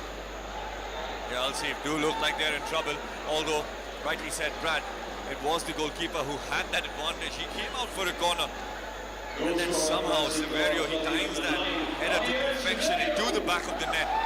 An early goal in the second half. Now a new life for FC Goa. Well, now Udanta, the flash, down the right wing, outpacing the players. Beautiful first time pass, in for Drazic. Plays it in first time, Udanta waiting at the far post. Well, good football to see that even in slow motion. Good football indeed, and it's what a difference a goal makes in the confidence of players. Some of the players in the first half when they're defending just didn't look like they were confident in terms of taking on these players. But as soon as Drazic went on that run, and a couple of chances they've had, I think Manolo must have obviously spoken to them at half-time and made that point that you aren't second best to these players. I think player for player, I don't think any of the FC Goa players need to be intimidated by the opposition, and I think it's just a case of giving them a little bit too much respect in the first half. And they seem to be growing with confidence as the game goes by now. This kind of play where Guarachena wants to play the ball in for Severio, but now the team, they need to track back. They know that it is a 2-goal cushion, but if they show signs of complacency, quality players in Al-Seeb, they can punish FC Goa. You always say that first 5 minutes immediately after you scored are the most crucial.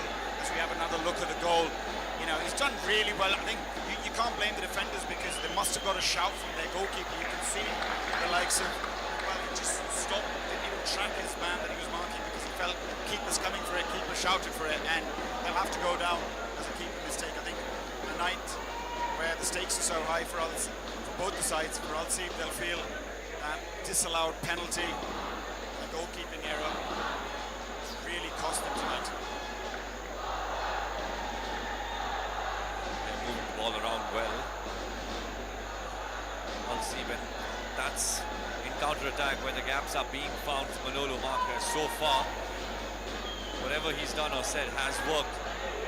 Finding themselves in space, ball played in, away across the face of goal. Tiwari does well, the defense does well, although they are the attackers now of Al-Seeb who need to attack those kind of crosses. Yeah, this is what we spoke about before the game. This is what Manolo had spoken to his team before the game. The threat of Al-Busaidi, the marauding left back, got himself in that position. Tiwari held firm at the near post, gave him very little to aim for. Fortunately for the home side, when sailing wide, gives them a little bit more breathing space.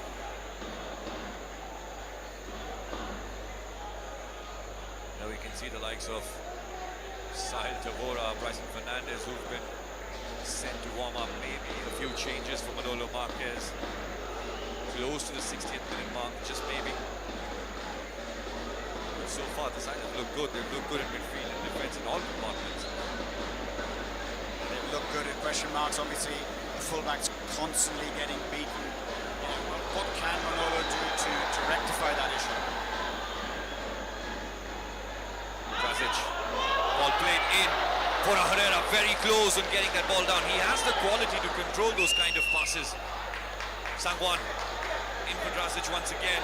Beautiful football, still Sangwan plays the ball in over the crossbar and out for a goal kick.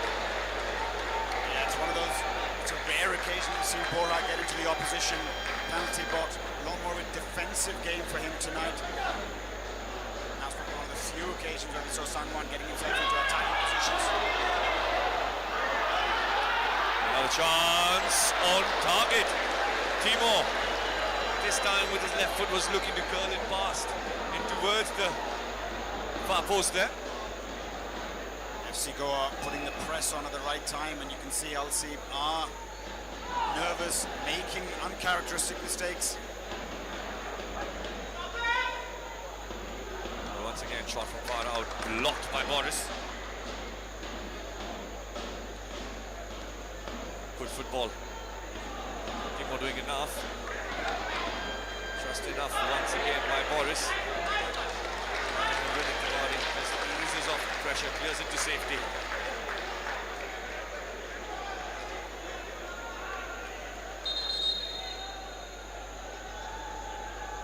Safety in numbers, that's the way they're defending. As we have a look at the subs warming up, looking at the bench, and you wonder, could be the change aside the Devora would be the obvious change. Could he be brought into midfield? But at this stage, would you want to take off either Orha? That team will be here for their experience and ability to hold on to the ball. Maybe not. Obvious change would be to bring someone off, but don't have any experience in a left back position on the bench. So maybe a little tweaking, moving some players around. I don't think Manolo's the kind of coach to go with a back five. Maybe sort of park the bus, 5-4-1. Not really seen him do that too often. That could just invite Al-Seeb on for the remaining 30-35 minutes we have left in this game. Yeah, if you talk about pace here, Sandesh Chingan has pace. It's football, that's not his strong suit. Between defenders with pace, he is more of a poacher. He is the kind of player who likes to finish in close to the 6-yard box. Yeah, we've seen him though getting in behind when he's played for Oman, that threat that he poses, but in that foot race with Jingan and the sideline there to help. Jingan is always favourite. But this is nice to see the way FC Goa are picking their moments to press, really asking questions of Al-Seeb, really making them commit more and more men forward. That's going to allow them to get opportunities on the counter-attack. I think there's more goals in this current. Yeah, it does look like it. Ball played in long and towards Boris. Had time on his hands.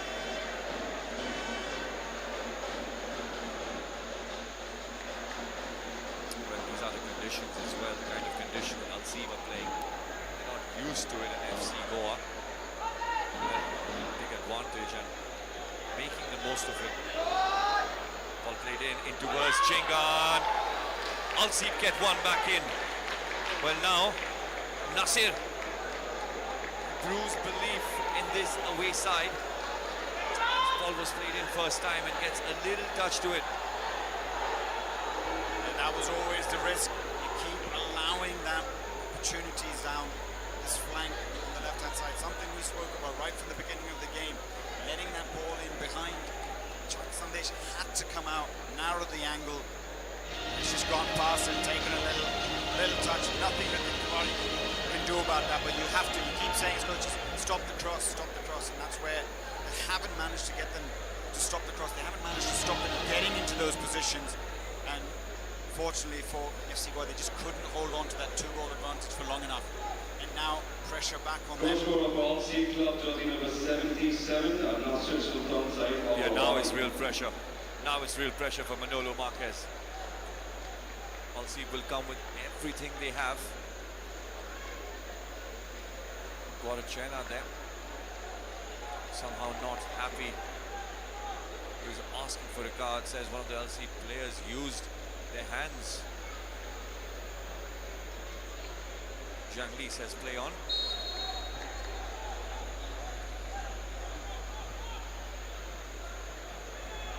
60th minute of the game. That's what we talked about, that they've held on for a little bit longer. It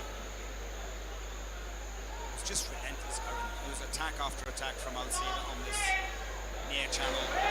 FC Goa's right-hand side of the fence. So it's just only a matter of time before they're going to concede. A little too late, Drazic there. He has to make his way back in defense. Sangwan needs to sprint back as well. Somehow Boris has lost the ball. Tiwari saves it. This time Boris does clear it to safety, although there needs to be communication. The defense completely opened up with one pass. Boris has done well initially, getting him inside of his man, getting in the right position, but just fluffed his clearances, and that's what pressure tells. starting to see mistakes from players. And again, Busedi behind Udanta making that run. Severio does well. Borachena plays the ball through for Krasic. Goalkeeper reads it well. Multiple occasions now, Busedi reading these situations well. Ball played in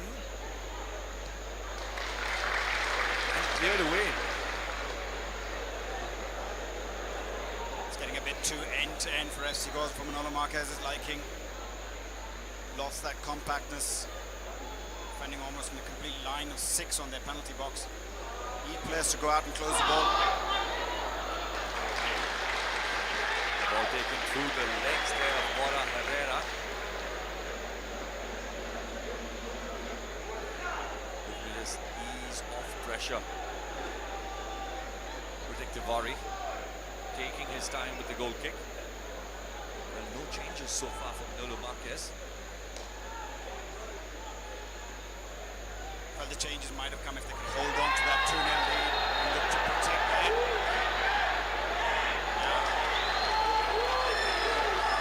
Right back. Well, 2 defenders on a yellow card now. Al-Shaksi, who did get the yellow card in the first 45 minutes, and now Kamisi. Kamisi just going in, a little bit hard, a bit reckless, you can see. Urgency from Al-Seeb. Need to get the ball. Feel FC Goa's under the cosh. Can FC Goa? We saw what happened on the last time they had a set piece. Mistake by the goalkeeper. Can they get the delivery right again? Can they put more pressure? Can that 2-goal cushion return for FC Goa? Yeah, keep your eyes on Moreno as well. Javier Severio likes to attack those kind of crosses. This time, foul given.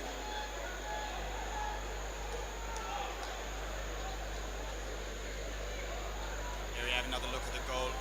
It's just movement of the players.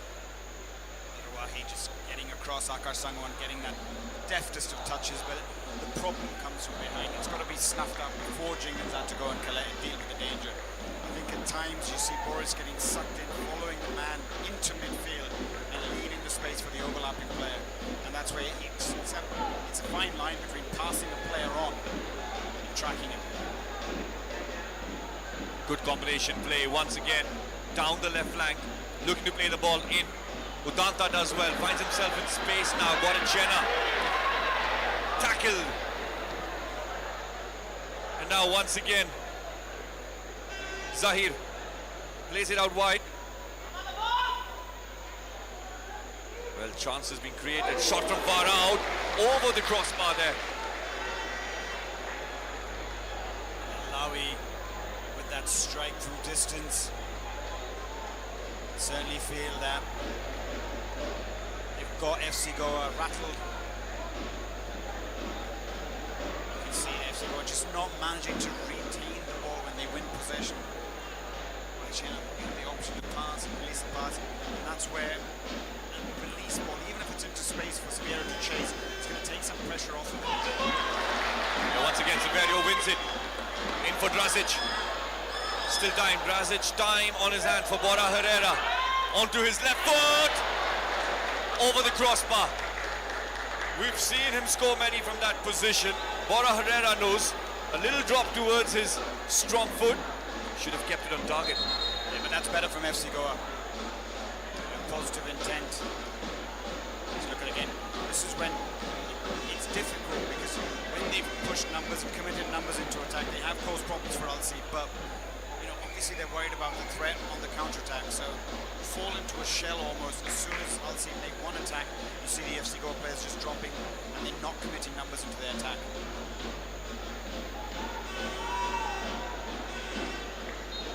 Now tackled in from behind, Moreno. Does miss time it. Foul given. And it's that space in behind the fullbacks that Brad you identified. In behind Boris, in behind Sangwan, that Al-Seeb have been attacking on multiple occasions now. Maybe the likes of Udanta and Drazic need to help. Yeah, you just look at it, we can see obviously the bigger picture from here sometimes. When you're live at the stadium, you see sucked into the play. He needs to almost call either Udanta in more narrow or get one of his midfielders to deal with it, because he's going tight in with Agravi and just pulled out, and that's allowing fullbacks or other midfield runners to get into that space behind. It's almost like you have to protect your zone.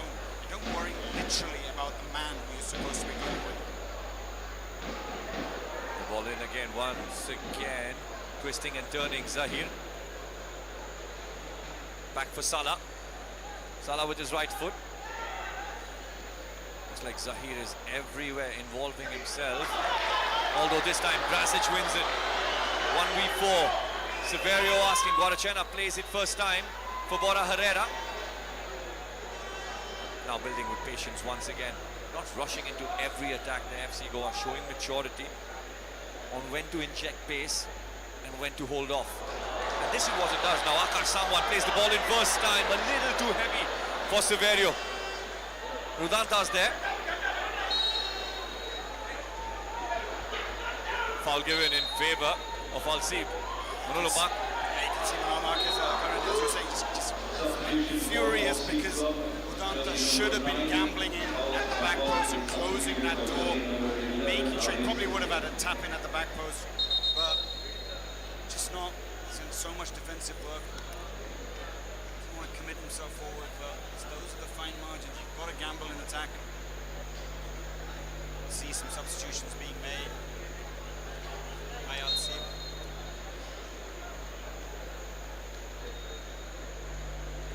Looks like it's Abdul Majid forward, as well as one foreign striker, Aziz Cisse. Throwing everything at it now to try and get back into this game. Substitution for Al-Seeb. Another one foreign striker, the man from Senegal. We expect goals from him. We did expect him to start today, Brad, where we know how dangerous he is. More like a natural or an old-fashioned number 9. That's how he likes to play. Interestingly, it was number 77. It was Nasser Sultan Al-Rawahi, the goal scorer, who's come off.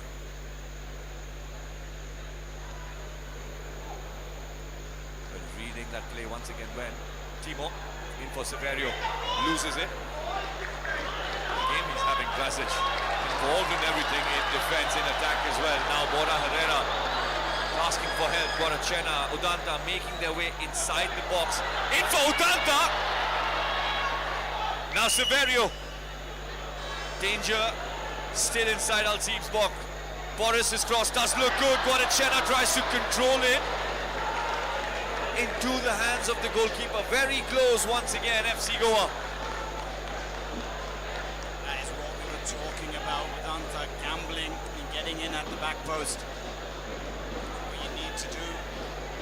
Unfortunately, the defender managed to get it in the way. But cleared again once again by Sandesh Jingan. But it's end-to-end here at the Fatoda Stadium. Listen, definitely a treat for the fans, but now through the legs of the defender Boris, with Tiwari doing well, but it's almost like Al-Seeb have identified their weakness, FC Goa's weakness in defence. Very easy to get past the fullbacks. It's been a tough night for Boris. Really, really tough test. At times he's just getting caught too square. As the ball gets squared up, and this is the earlier occasion where Sandesh Jingan had to make sure he got that block in, otherwise a substitute. Abdulaziz Cisse was lurking. One of those who said old-fashioned, like, yeah, but we have a look at it. The playmaker Salah just dancing past players. You know, he's a very difficult player. I mean, to be credit to the likes of Boris and Tanwan, when you're fronted up against a player like Salah, it's just so difficult. We can go both ways. And, you know, he's not had the joy in the middle of the park where he normally does, which is why he's drifting into the wide areas and recognising that's somewhere where he can get the better of the fullbacks. Zahir once again on the ball, combines well with Sahal. Twisting and turning there, Balushi, who's just been brought in place of the goal scorer, Nasir Al-Rawahi.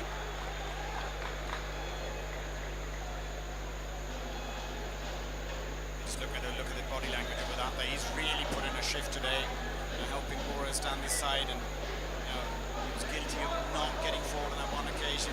Got an earful from Manolo, as you know this, Karen. That's not the side you want to be playing as sometimes as a forward. You don't want to be on the coach's side. Absolutely. As a forward or even as a fullback there.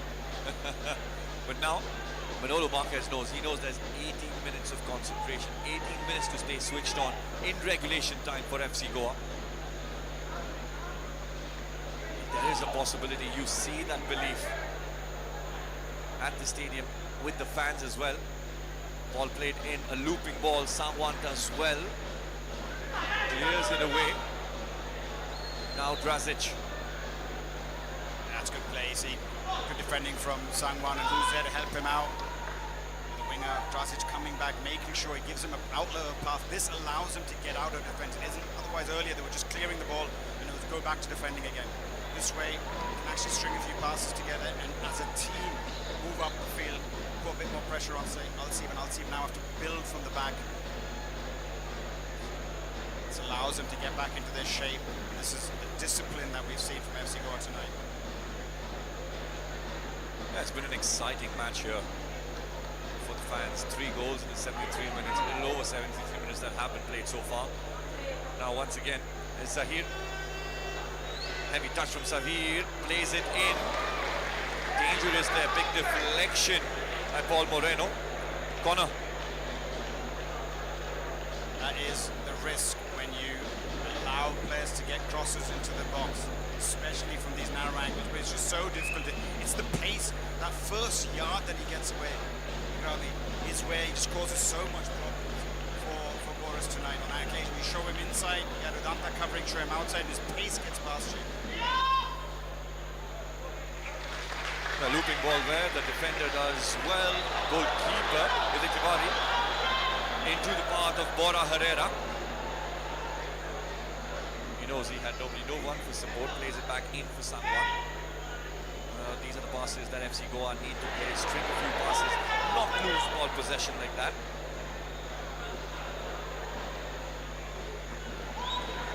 That's where Sangwan, you can see he's starting to cramp, starting to struggle a little bit. Wilman will have to make some changes. It's the first 90 minutes of a game where he played at this intensity.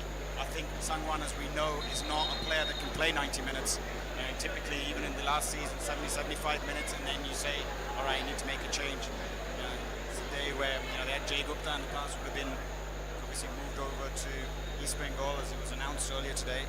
So no easy replacement for them. Yeah, maybe a Seriton.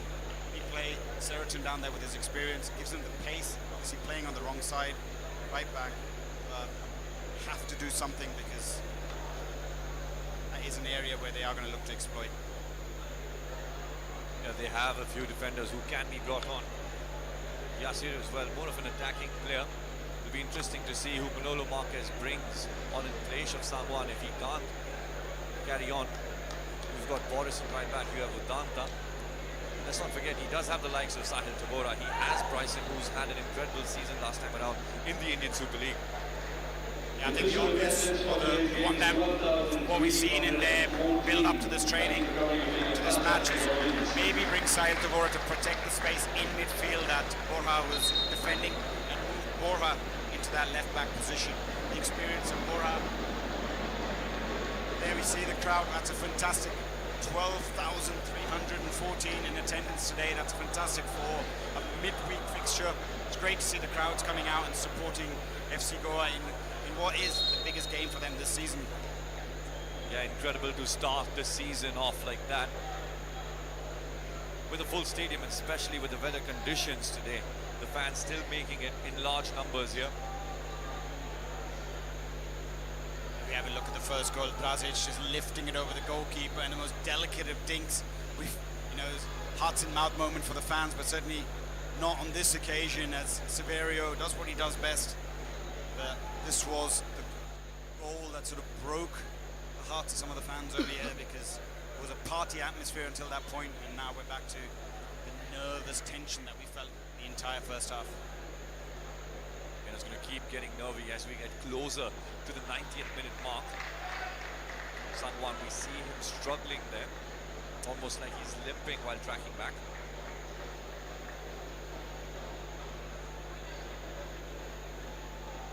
does look like Bryson Fernandes there. It's an interesting one, Karan. I mean, as an attacking player at this stage, if it is for Sangwon, the obvious change I can see is either Udanta going and playing as a left back, or someone playing as a right back last season on a couple of occasions. Maybe Amble to put Udanta into that position because his pace can handle whatever the Al-Seeb players will throw at him. You move Bryson into that right side position, and you have the threat, obviously, of Bryson on the attack. Because let's not forget Bryson's ability to score goals. Everyone was the best way to defend this game. Yeah, we've seen that Bryson Fernandes last season getting goals. The only FC Goa player, the only Indian FC Goa player to get a brace in two consecutive matches. Although we've seen Bora Herrera playing that left back position as well. No offside, says the linesman. Sandesh Chingan and Moreno playing him on.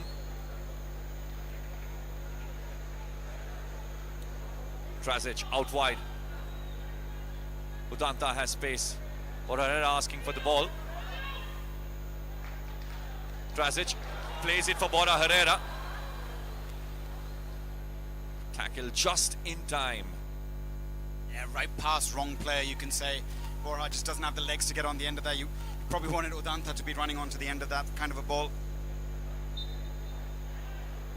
Well, almost like a lazy challenge there by Udanta. He needs to stay focused because now what was a lazy challenge that becomes a dangerous set piece that FC Goa need to face now. This is the threat we talked about earlier of Salah. Just can go both ways. We've seen him go take them down, byline, get it onto his left foot, cut it inside. This occasion coming inside with Udanta, and Udanta having to just take the safety approach, having to bring him down. Just a matter of the delivery. Dangerous free kick to defend against. Yeah, look, intentionally playing it short there, Al-Seeb. Now, back in for Salah. Still no offside. FC Goa's defense is way too deep, closer to the 6-yard box. Sandesh Chingan identifying that. Cleared away. Guarachena. And the hunger the FC Goa players started with, involving themselves in every challenge, every tackle. That's what they need now as we get closer to the 90th minute mark.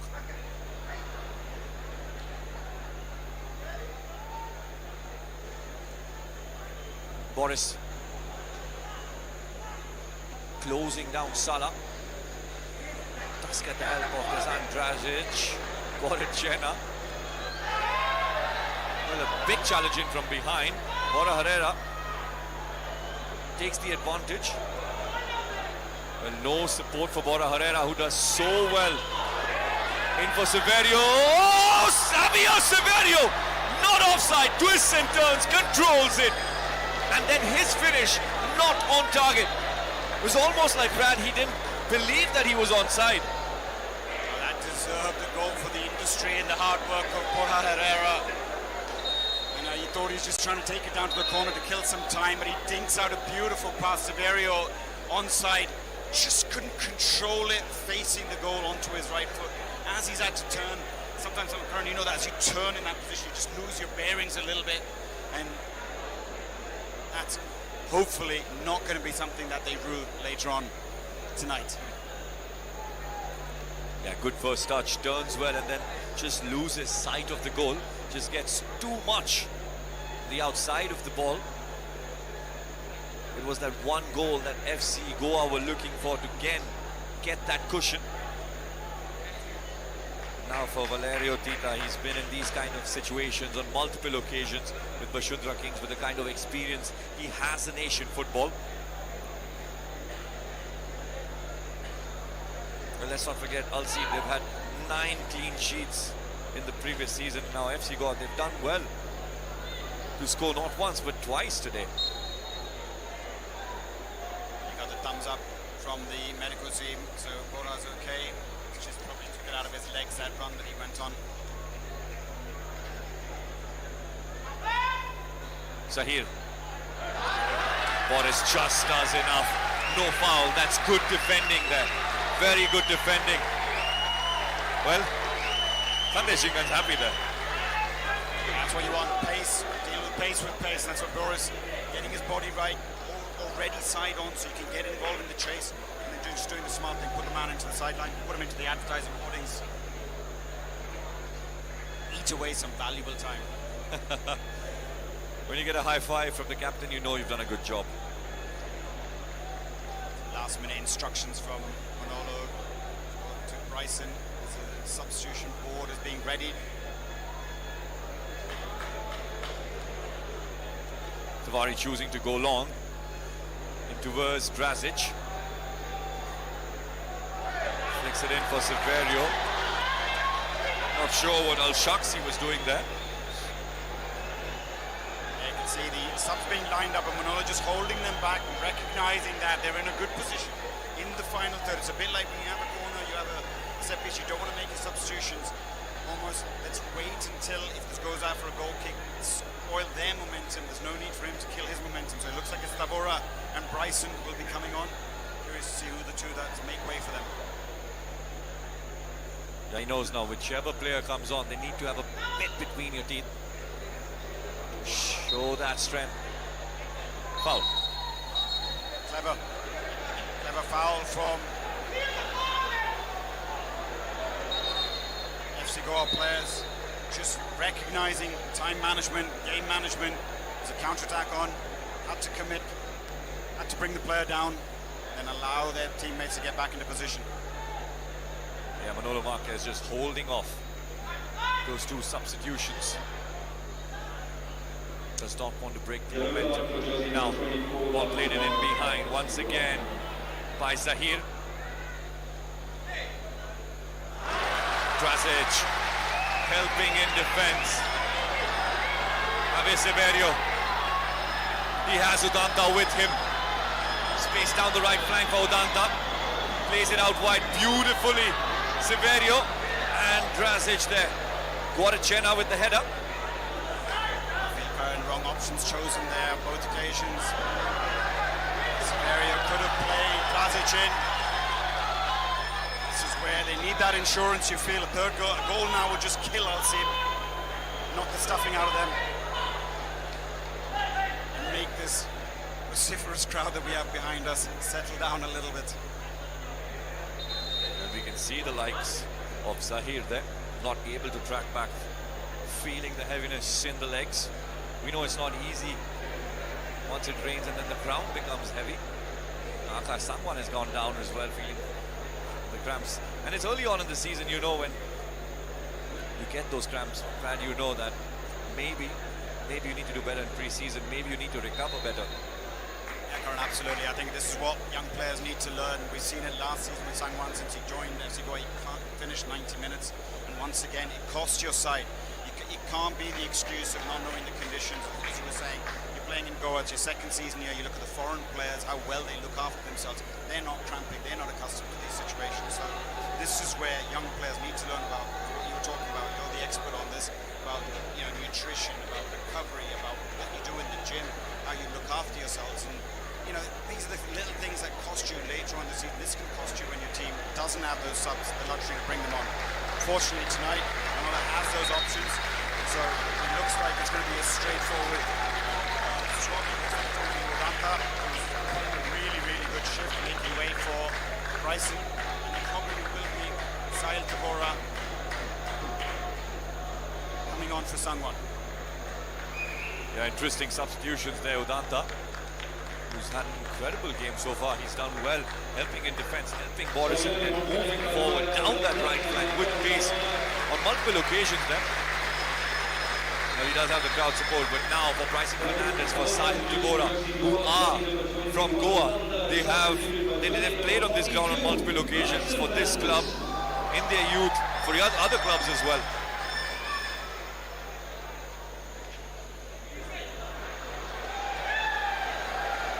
This is where they've got to really step up. Make sure, hold on to this lead. See the frustration of Valerio Tita. Looks like it's Bora Herrera who's been asked to play in left back, which means now Sahil Tabora, Bryson Fernandez. They will be involved in the center of the park. Now Bryson does well to keep it down. Tavora in for Boris. Bryson asking for the ball. He has time. Guadachena plays it in for Bryson. Boris doing well there. He needs to track back. He needs to sprint back. A foul in from behind. A shove in from behind. Yeah, while all that's going on, the Omani bench not happy with the substitution, the delays of the substitution, trying to make what looks like a triple substitution, throwing everything at it to try and push this game into extra time. Interesting when you get 3 players off for FC Goa. 2 minutes in regulation time. So far so good. Soaking in the pressure well. Bryson Fernandez needs to fall back, help.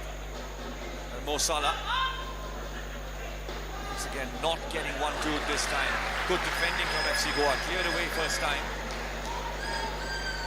Now it'll be interesting to see if FC Goa can keep the ball and make those runs. Sandesh Chingan clears it out first time. Not very happy why Ritik Tiwari left his goal and was coming and running towards the ball. Yeah, that's what's going to happen. Nerves now in the last few minutes of regulation time. See rejig line up as well. Zahir down the left flank, gets the ball into the hands of the goalkeeper, who will now buy some time. FC Goa now. I mean, of course, they're going to ask the goalkeeper to go long in towards Severio. It's just a little bit of inexperience. It's gone a little too long, and it's also just, this is where as a keeper, put that ball, let it go out for a throw, and if it's going to go out, not back into the opposition keeper's hands. Your players are tired. It's very difficult for the likes of Severio to chase at this stage of the game. Got to conserve that little energy, get back into shape. Bryson's going to have to do a lot of defending to help out Boris. Yeah, cleared away first time by Bora Herrera now. Severio and Guadachena leading with the press. Looking for those gaps now. Sandesh Chingan clears it first time. Bryson. And Guadachena is down. I'll see the players will not be very happy. We'll ask Guadachena to get back up. Nice. Very, very quick. Well, I think it's actually, in a way, it's helped them out because Guadachena going down has allowed the triple substitution to happen. Now, until the ball had gone out of play with a stoppage, the substitution couldn't be made. But now the likes of Mohamed Al-Farsi coming on, they're throwing every single attacking player they have to try and get this game into extra time. Yeah, they will commit men up front inside the 18-yard box. Valerio Tita. He's used every trick in his book. Shot from far out, way off target. Javier Severio's gone down now. FC Goa are doing everything they can now to get the victory, to get into the group stage of the AFC Champions League Two. See the frustration of the Al-Seeb players, feeling there's a bit of gamesmanship from the FC Goa players.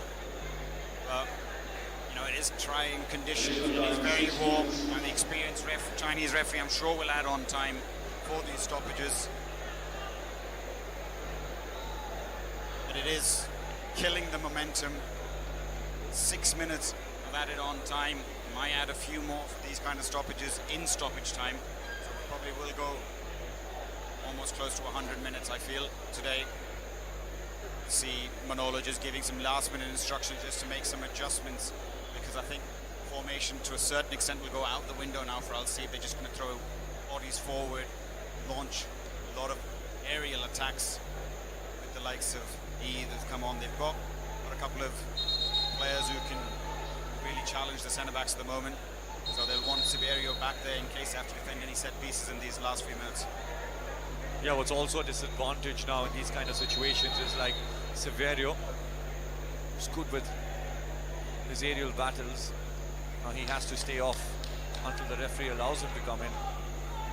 A one-man disadvantage for FC Goa. Zhang Li says it will be a drop ball, not a goal kick. That's where Severio had gone down.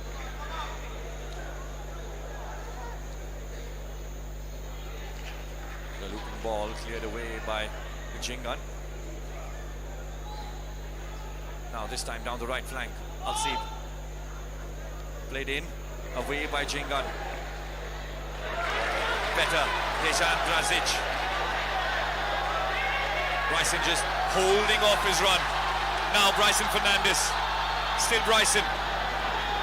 Shot from Bryson! Over the crossbar. Some might argue should have taken the ball in towards the corner flag. Once again, it's the dazzling Drazic once again putting it on into the path of Bryson on his favoured right foot, just couldn't test the goalkeeper. But that's what he's brought on to do. At least relieve that pressure on the counter-attack. Now they've got some defending to do, Karan. Yeah, once again, Al-Seeb down the right flank. Drazic with the tackle, with that important tackle, although Zhang Li says no. A challenge in from behind. It is a free kick here for Al-Seeb at the edge of the 18-yard box. Very clever there by Al-Seeb.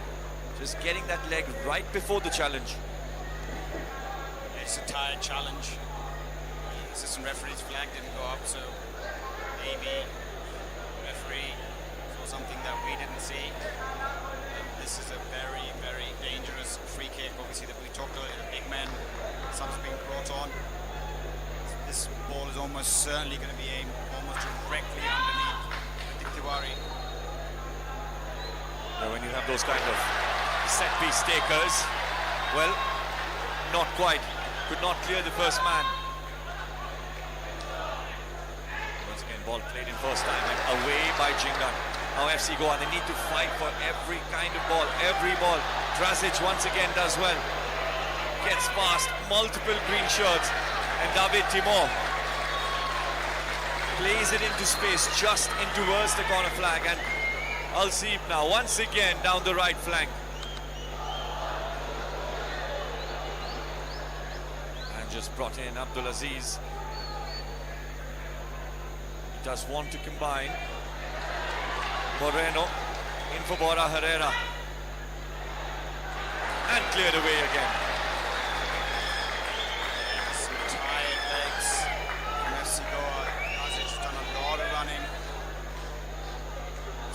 Just need to put in another shift for another few minutes, and it'll be a famous, famous victory for FC Goa. Ball played in, once again cleared. Bora Herrera in that left back position, very solid. But Al-Seeb, they still have time. They still have time. Bit of a flick. Asking for a foul, cleared away by Sandesh Chingan. Is looking to relieve some pressure. Now Drazic takes his time with the ball. Still Drazic down the left flank. No foul, says Zhang Li. Well, there is intensity in every attack in Al-Seeb. Shot from far out. There's still pressure, a heavy pass down the right flank this time. Devora should have been a better clearance. Bryson Fernandes fighting for it. Drazic still down. Now down the right flank. Should hold it. Shot from far out once again. And a corner. Yeah, we played the 96. We're into the 97. Knew those extra few minutes going to be added. Possibly the last corner for Al-Seeb. Well, this time, cleared again, once again, and it is a victory for FC Goa. They have beaten Al-Seeb and they'll make it into the group stage of the AFC Champions League 2. This is a memorable night at the Fatoda Stadium in Goa. Manolo Marquez marks what something will be written in history. Take a bow, Manolo Marquez. Take a bow, FC Goa. What an absolutely brilliant performance. A masterclass in coaching from the maestro. Got his defending work absolutely spot on. Disciplined performance from every single player tonight. I think you don't want to identify individuals, but I thought Drazic was dazzling tonight with the goal, with the outlet that he was. But every single player from FC Goa, bodies on the line until the last minute defending, and that's what it takes to win in AFC against top opposition like Al-Seeb, and they should celebrate long into the night. It's a great night for FC Goa and a great night for Indian football. Yeah, memorable night here for FC Goa. Well, that's how you start a season. Well, for Manolo Marquez, right from the first minute, very organized in defending. You spoke about Drazic, Brad. So good. Not just on the ball, not with his goal, but with his work ethic, with the intensity. Every single time he went to challenge the players, there was belief that he instilled not only in himself, in the players of FC Goa, in his team. This is something that the fans will not forget. Yeah, it's great for the fans. They've come out in numbers to support. They'll get to see a few more games of top quality Asian football at the Fatoda Stadium. It's a great night, as we keep saying, and I think this is what you want to see in Indian football. Fans coming out in the numbers and getting rewarded with that kind of a performance. It's just everything you want in a football game. You had great defending, you had great attacking, great transition. It's almost perfect game, you could say, for us.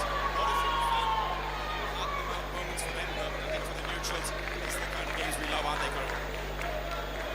Just incredible. A night for these players to remember, for these fans to remember, celebrating with the fans of FC Goa there. What a performance by this team, with every player who came on. Bryson Fernandes was brought on, Bora Herrera playing in that left back position and looked so confident. And then in midfield, the two new signings. You saw Moreno in centre back pairing up with Sandesh Chingan, and then finishing 90 minutes, David Timor as well. Yeah, a lot of unsung heroes, obviously. The likes of Placic, Severio will get the credits as the goal scorers, but I think the efforts put in, as you mentioned, David Timor, signings, Chingan, how well they dealt with the crosses. All right, we're going to beat our fullbacks fine, but you've got to beat us in the middle. And time and again, they got their blocks in front of terrific performance from Bora and David Timor. Out there, running the Borachena did to me the release player, and so he can get on the ball to release the likes of Drazic. Udanta with a terrific, mature performance tonight to help the young Boris on the right-hand side of the field.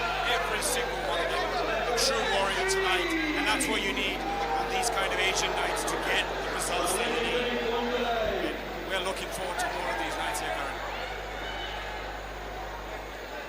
Yeah, it's just the start of Indian football this season, and FC Goa setting a standard with the kind of football that we saw displayed here at the Fatoda Stadium.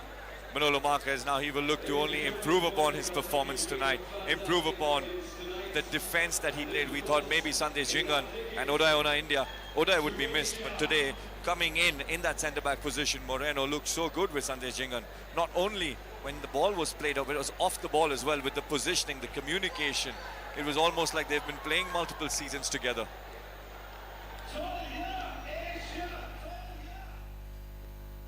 Yeah, I'm sure the people at home can hear it, the atmosphere at this stadium.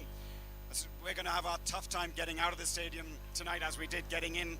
The fans will be there to cheer their players on as they exit the stadium, and they fully deserve it as they come here to receive the plaudits from this West Stand. There's Drazic, one of the heroes of tonight. And Manolo Marquez, arms up aloft. They asked him, is this some kind of redemption? Happy days are back again in Indian football. This should tell you all you need to know about the Indian football fan. For all that's happening off the field, for all the mess that's been there circulating off the field over the last 1 year, it was building up to where it is right now, and for all the things that might happen post this game. Happy days are back for Indian football, because the Indian football fan at the end of the day wants a good game of football. If you really fought for it, if you've been second best for it, doesn't make a difference. You've worked hard for it, and they've definitely worked their socks off. FC Goa have made it into AFC Champions League Two. Yes, this was that one preliminary knockout game. They've beaten Al-Seeb of Oman by a 2-1 margin. You're watching Khel Now TV. My name is Arjun Pandit. I'm joined by a very elated Siddhant Ani and Ashish Negi. Good to see the two of you guys. And we were talking about this in the 45 minutes, in the break between the 45 minutes. There's going to be a test of your legs. How long you can hold on to that. But that first goal and then the second, Ashish, really just came from nowhere. And that's really what sealed the deal for these guys. I think we have talked about that, right? You have to need to attack, right? You cannot defend for 90 minutes. I think that's where the second goal came at the right time for Goa, because there were tired legs in that midfield in that team, and eventually Bora Herrera with the magic again, good ball. Sevilla were discussing, don't score much, but he scored the most important one. In his first game as FC Goa player, scored the goal and got those winning goal, you can say, at right now, and with that penalty decision. But if you look at these celebrations, I think we all know Indian football all too well. We've all been around this for all too long, that it's not going to really taper over anything. Yeah. It's just a momentary sense of joy, celebration that you can, you share with everyone that loves this game. And these celebration shots for me are the most important picture of tonight, hands down. Absolutely, man. Given what's going on with the sport in general, the fact that Manolo Marquez is in charge of this squad, just come out of national team duty. Yeah. Sandesh Jingan at the heart of that midfield. Our boy Ashish has put up a poll asking who you think is the man of the match. I think Sandesh Jingan is up there. Playing his heart out in that role as India captain, as FC Goa's talismanic player. Dejan Drazic. Playing the role that he was meant to play as the outlet, all of that. Gauram was there in the celebration. Mangi Bhai with a new haircut. I think this haircut suits him, right? I should have gotten one also before coming on TV. But a tough game for both sides, and you could see that the Wani players didn't have the legs for it as much as our guys were struggling as well. So like Ashish tough condition with rain, the pitch was soggy and everything. It was not easy to play passing football. And we were discussing, right? Goa didn't play that aimless long ball. In between, they were playing some passing football. There was some combination of play in midfield. Then they're playing the vertical ball straight away to Dizan in that left wing position. But I want to highlight one thing. For me, I watch Indian players. All the Indian players in FC Goa lineup: Ritik Tiwari, Boris, Udanta, Sandesh Jingan, Akash Sangwan, 5 of them played as much as good as possible alongside those foreigners. They were not looking like inferior to those foreigners. I think that was most important takeaway for me as an Indian football fan, that they, at least these 5 players, I think they've shown the quality on the pitch today. But you know what, I'll tell you what, more often than not, when you're second best on the pitch, okay, and I mean it with the utmost respect for the players, I've seen this situation suits the Indian player. जहाँ आपको जान लगानी है, आपने effort डालना है, you don't have to give any space, you have to crowd them out for space, and eventually the trajectory of the game goes like this. First 10 minutes you're a little overawed, then eventually once you get into it, you cross that 10-minute barrier, then you start getting into it. Even Akash Sangwan, for the way he started in the first 10 minutes, he looked completely out of place, but then slowly came into it, and that's what you expect from any Indian player when they take on the pitch in these games. Yeah.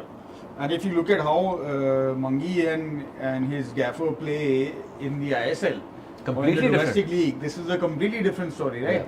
So it means that also they are showing the adaptability to be able to compete at the Asian level, understanding what they need, and I think in that sense, for FC Goa, like we said, Pandit, when Manolo took charge of the national team, there is nothing to lose for FC Goa in this equation, right? Because he goes in, he takes that, he brings in the experience that he gets with the national team at the Asian level, and brings that back to his club side, irrespective of what happens.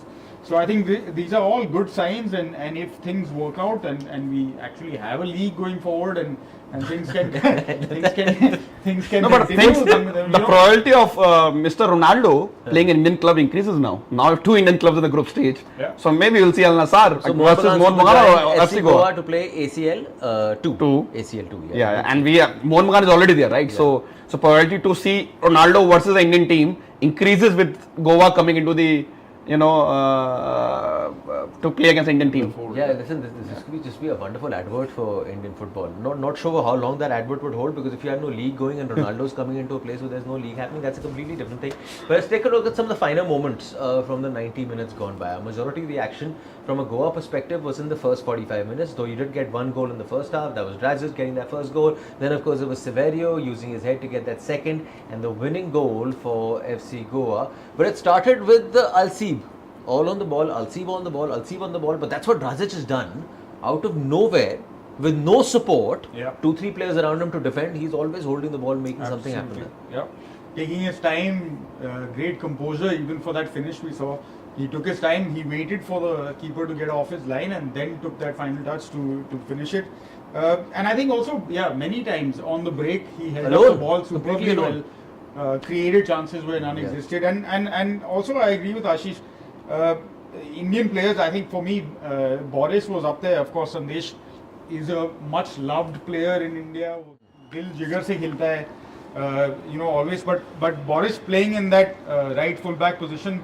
What a finish for the first goal, Arjun bhai, from This was Dragic. a very good goal, very, very good goal. This was the second one. Lucky. And again, bhai, we have not spoken about him as well. Bora Herrera has just been phenomenal. I felt that he's the man of the match. He's been phenomenal. Because in that laggy midfield where you don't have legs, he ran the show for FC Goa. Yeah, he was running box to box with the ball, without the ball, and fantastic, passes for both the goals. But this, of course, was that one goal that came back, and at that moment, I'm guessing a lot of people would be thinking maybe this is the way back for Al-Seeb. What you're probably not going to be seeing in that highlights is that penalty which was not given. Which we can discuss bit later. And of course, 100% we talk about it. Yeah, also I have to bring up the Omani number 1 here in goal. Yeah, some of the decision making was a little off. Huh? Pretty poor. Yeah. Because the ball which came out of Severe header was bad judgment, He was Even the first goal. First goal, Even the first goal, he but I was think way off if you position see the pre-analysis, the package we saw for the team, this was the weakness of the team. He's a sweeper keeper who comes up, for very long period, try to sweep up everything, and that's where he got caught. And I think Goa analyzed the team very well, and they played to their own strength, but also worked on the Omani's Al-Seeb weakness and the capitalized on those weaknesses for me. Mere bhai, you were there the last time they played Asia. You were in the stadium, you were watching it, of course. Now when you play group stages as opposed to playing a knockout game, scenario changes. Dramatically. Completely changes. Yeah. And you cannot go out playing like this. You Like know, the way they play. so- I know. You have to keep in mind you've come in with just a 20-day preseason. You don't know who's fit, who's not fit, how many sessions you had, you don't know. So from that point of view, 100%. What you've done is done. But now if you look ahead to the group stage, and when does the group stage start? September. So you'll get probably a month. Yeah, probably a month, and I think practice, because we still don't know if anything. They don't have any competitive games to play now. Yeah. They have to again, arrange these practice games here and there, but the intensity is low. And of course, we cannot, with the current scenario of Indian football, you cannot expect Goa to go for a month-long tour outside India. It's not possible, right? It's not feasible. It's not possible. They somehow have to find a solution, with the current situation. Best solution, of course, you start the ISL, as soon as possible, so that there is all the clubs. They get the team together, then these clubs can play to each other. But that's not the solution. But that's not happening. I can't see ISL starting before November and December by now. Even if all parties handshake, find a solution, it still take till end of November or December for ISL to start, which is very far. Isn't this just like a normal day in Indian football? All hell breaks loose, fire everywhere, no water in sight. Suddenly there's one little rose petal just comes out from nowhere. Oh yeah, absolutely. And that's what the night has been. Absolutely. Because tomorrow you go back to normalcy. You might go back to normalcy, and opportunities open up. मेरे ख्याल से I may have the year wrong, but 2011 या 12 या 12-13 में ये बात हुई थी. All the top Indian players were signed by Reliance for the new league. At that time, the ISL was starting up, right? There were gaps in that scenario. The league didn't start for a year. Yet all the top Indian 2014 players, it's happened. Were paid. all the top Indian players were paid. They were signed. Gaurav They were- Mangesh, Subrata Paul, everyone. everyone, right? They were training under Reliance coaches, IMG coaches, yeah. And John Abraham. And Ranbir Kapoor. So ये सब बॉम्बे में एक साथ रह हाँ, मुझे रहे याद थे. है. You know, team camaraderie was building, and I think that coincided with a decent phase. We went ahead and won the Challenge Cup after that.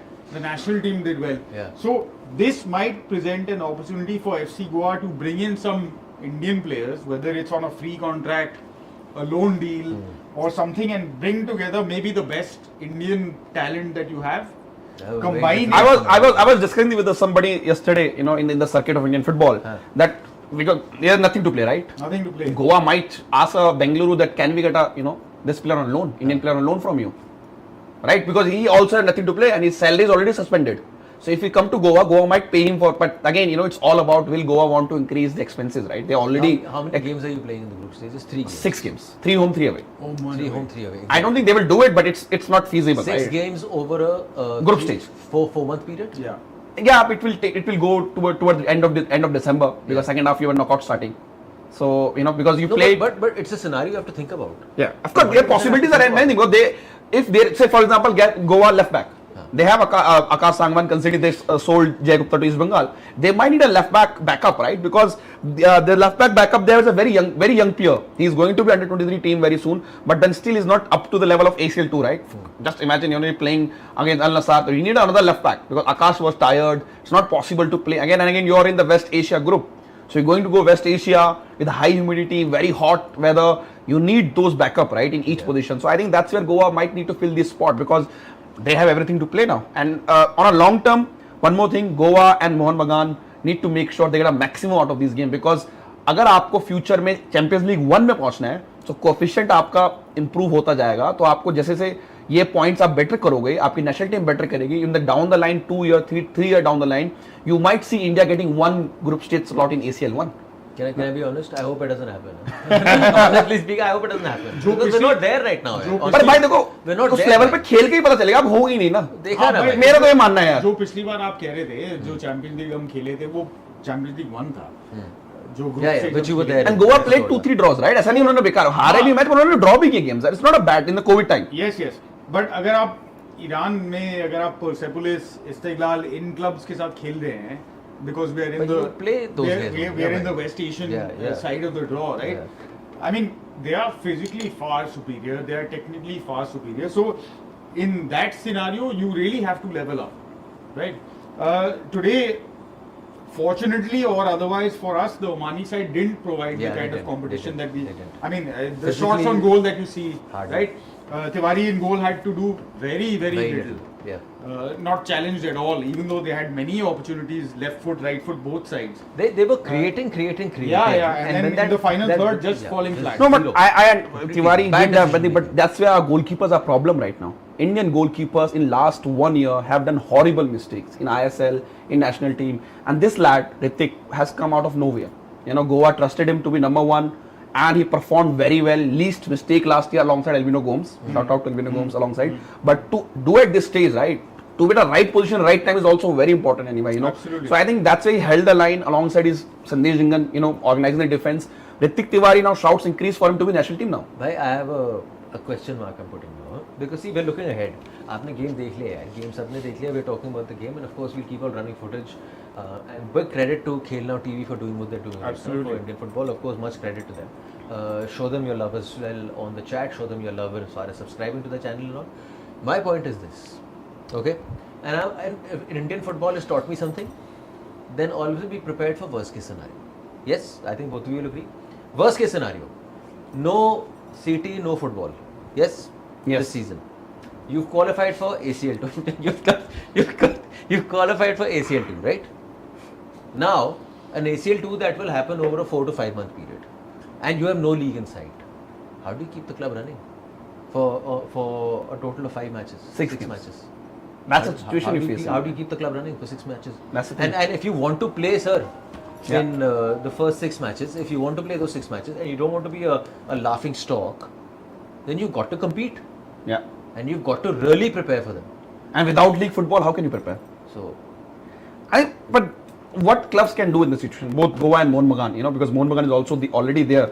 Durand Cup is going to over very soon. Yes. National team will play here and there, but then they playing one game in a week, right? It's like you play nearly 2 games in a month, nearly, you know. It's like a Champions League format.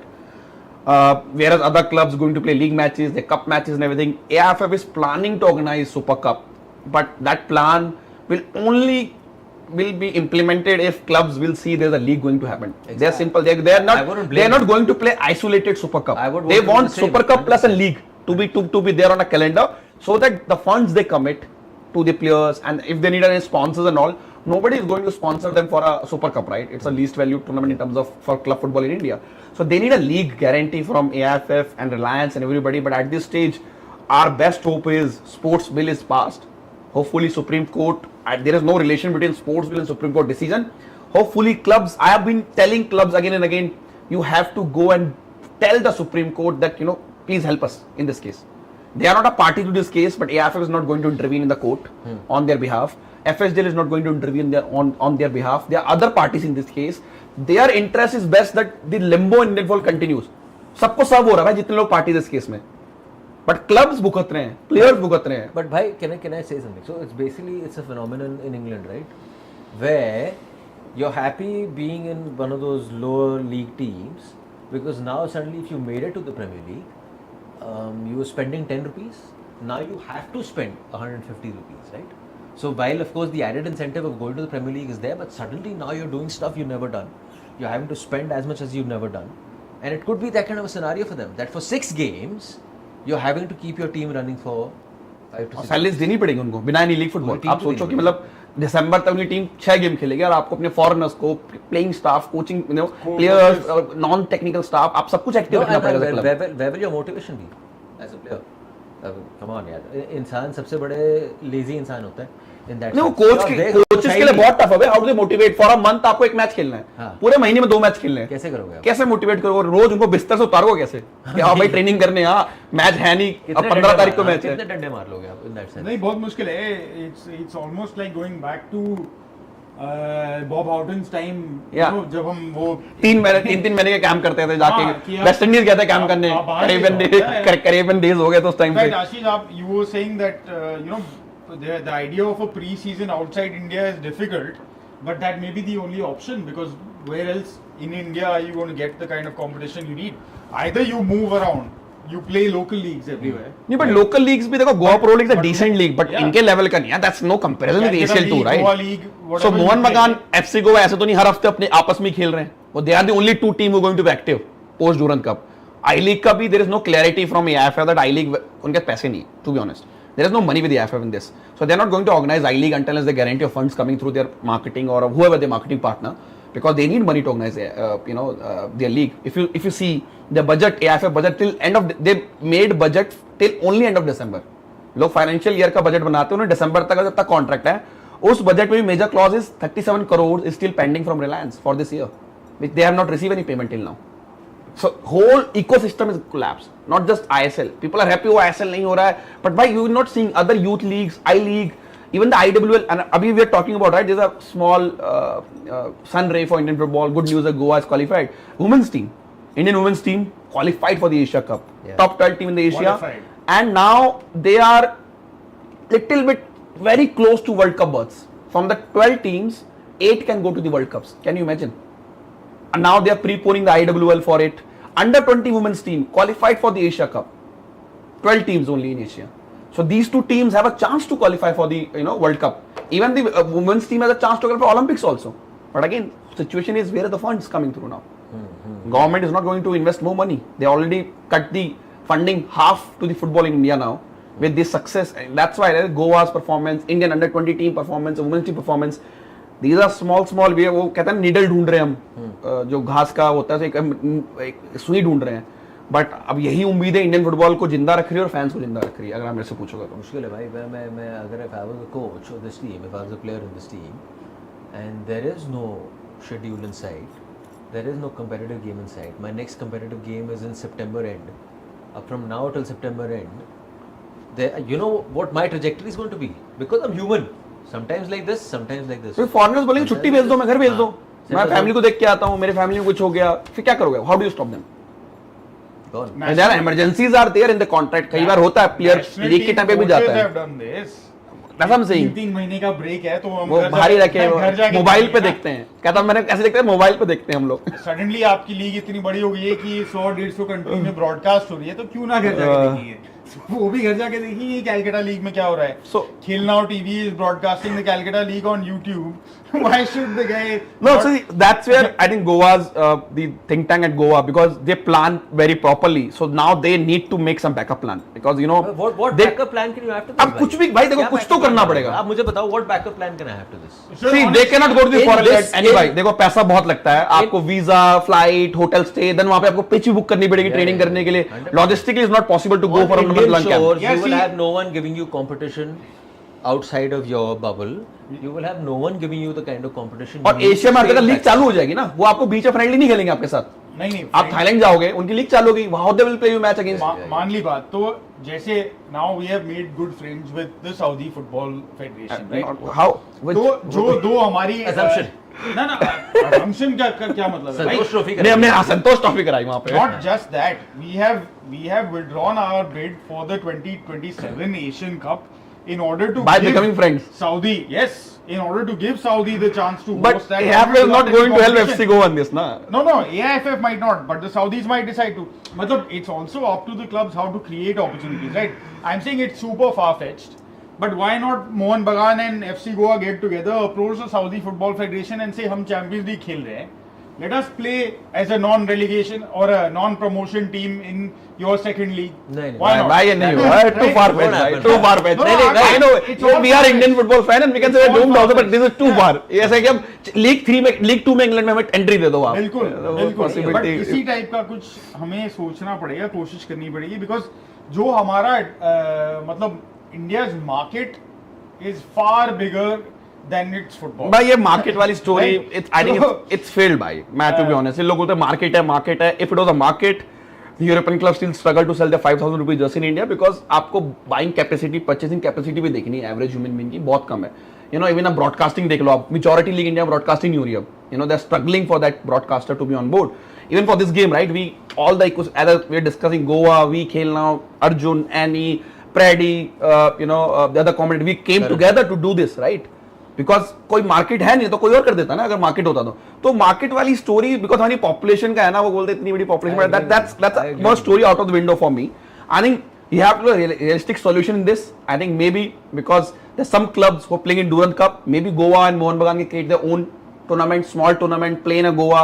You know, they bring Mohan Bagan, they bring Punjab, they bring couple of team who are active, and then play. Yeah. That's the only way to do it. You've taken me back to a solution that was opted before the ISL, which was that before the league you play at least 5-6 local tournaments over that 8-month period. Yeah. आप rovers खेल रहे हो, आप Durand खेल रहे हो, आप gold cup खेलने जा रहे हो, रिवाइव करो. उतना तो कर ही सकते हो आप. लोकल फेडरेशन आपके हाथ में है, रिवाइव करो और इन टीमों को भेजो वहाँ पे कि भाई खेलो. Because any amount of match practice is better than doing nothing practice.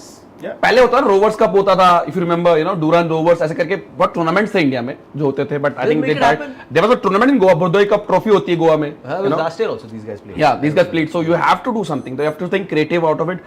Going outside, not feasible. Maybe you have to organize more. Maybe you bring. I don't know what happened because. But realistically, can I ask you? All this conversation we've had, this stalemate is not ending, right? Anytime soon. No, not yet. Abhi ek update hai that clubs have written to the AFF to ask for a legal intervention in Supreme Court, which I am sure AFF is not going to do.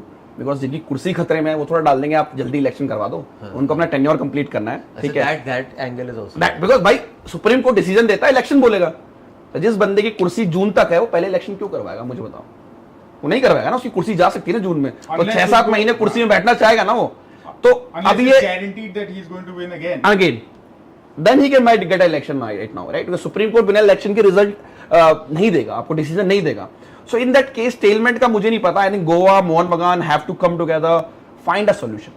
There has to be some solution which they have to prepare for this. And it has to come from within the system, because the minute, even if a Supreme Court or the government of India gives some kind of decisive kind of plan forward, immediately the federation will go to FIFA and say there is intervention by the government in our autonomous functioning and therefore we will be banned again.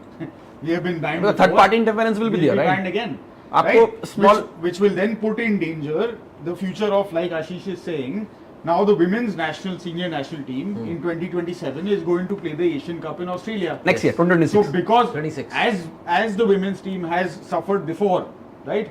During COVID when the Asian Cup was happening in India, when we had the best chance to qualify for the World Cup, the first Indian team to qualify for a senior World Cup at home, we screwed that up royally, right?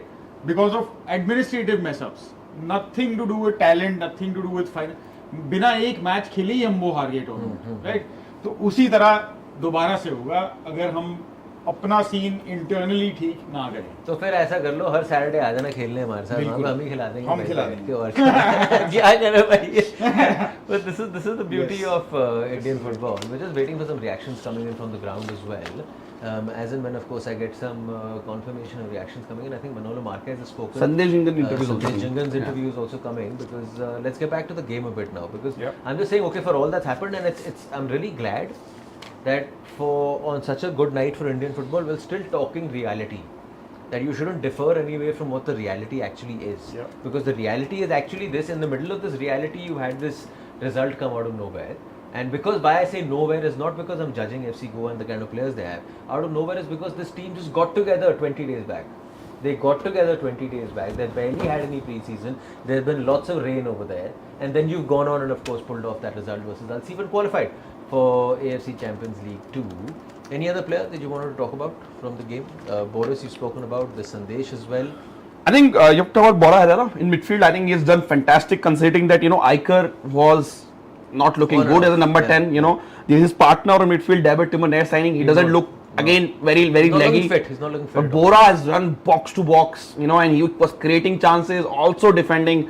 I think for me, he's the man of the match. I think he because to win the game, you have to score goals. And he created both the goals, and he created more chances. There's another chance he created for Severio, and the other chance he got create for Boris also, where they could have finished the game, right? So I think he's a fantastic in the midfield. With this amount of fitness, he dominated the Omani, the Al-Seeb midfield. I think you have to credit his performance, and I think he was playing with his heart out for his club, for his coach, and for his for the fans. Yeah, no doubt about it. And a bit lucky today, I guess, in that sense, because the match sharpness plays a huge factor in these chances getting converted, right? So someone putting in that effort in midfield or like behind the half line, creating those chances, it only matters as much as the guys can finish in front. So He was cool and calm. Yeah. So there is also a quick update. So AFC was now, I knew this, but officially I put it out that they have asked ISL club legal advisor or lawyer or something to meet their counsel who is in their Supreme Court case. So there is another step we have gone closer, but I still don't feel that AFA will intervene in Supreme Court. ISL club need to go in Supreme Court and ask, sir, what we do now? All the clubs, they have to, and they were not party of the case. They should have been party because they are the one alongside FSDL who has also put in money in Indian football. So I think they have to go to find a solution because these are all delay tactics. आप मेरे lawyer से मिल लो, then we'll see, then you चिट्ठी लिखोगे, मैं आपको चिट्ठी का reply दूंगा. ये चलता जा रहा है. ये चलता रहेगा, and there is a one of the judge is going to be in the constitution bench, and the constitution bench पे जाते हैं तो बड़ा पैनल बनता है जजेस का सुप्रीम कोर्ट में, and that panel might be there for next 6 months. जब वो रहेगा ही नहीं इस अपने पार्टनर के साथ, वो डिसीजन कैसे लिखेगा? तो the clubs need to act fast as soon as possible. The constitution bench is starting from next week. You know what? I also think it's a good time to rethink about Indian football. It's a good time to reset with Indian football. I'm not saying the system. I'm not saying what has been put in place. That would be a little too much. But I'm saying in terms of what you're thinking Indian football is, the amount you're spending on Indian football, you've put yourself in that situation. Yep. Tell me this: if we had teams that have, and okay, forget the names of those teams that are suspended, that have cut down salaries, whatever. These teams are supposed, let's assume, playing 100 rupees in a market that's not more than 10 rupees. Yes. If they would have made sure that they are playing in that 8 to 10 rupee bracket, would these guys have shut shop right now? No, Would this conversation be happening right now? not at all. है ना? Yeah. So possibly it's a time to course correct that. If you look at Pandit, your generation of professionals, guys who are playing in the national team, guys who are playing in top clubs, when you were at that level, technically, physically, we were competing at the same level. Yeah. When you go and play against Japan, of course you lose 7-0, but you don't look like you are so out of place, right?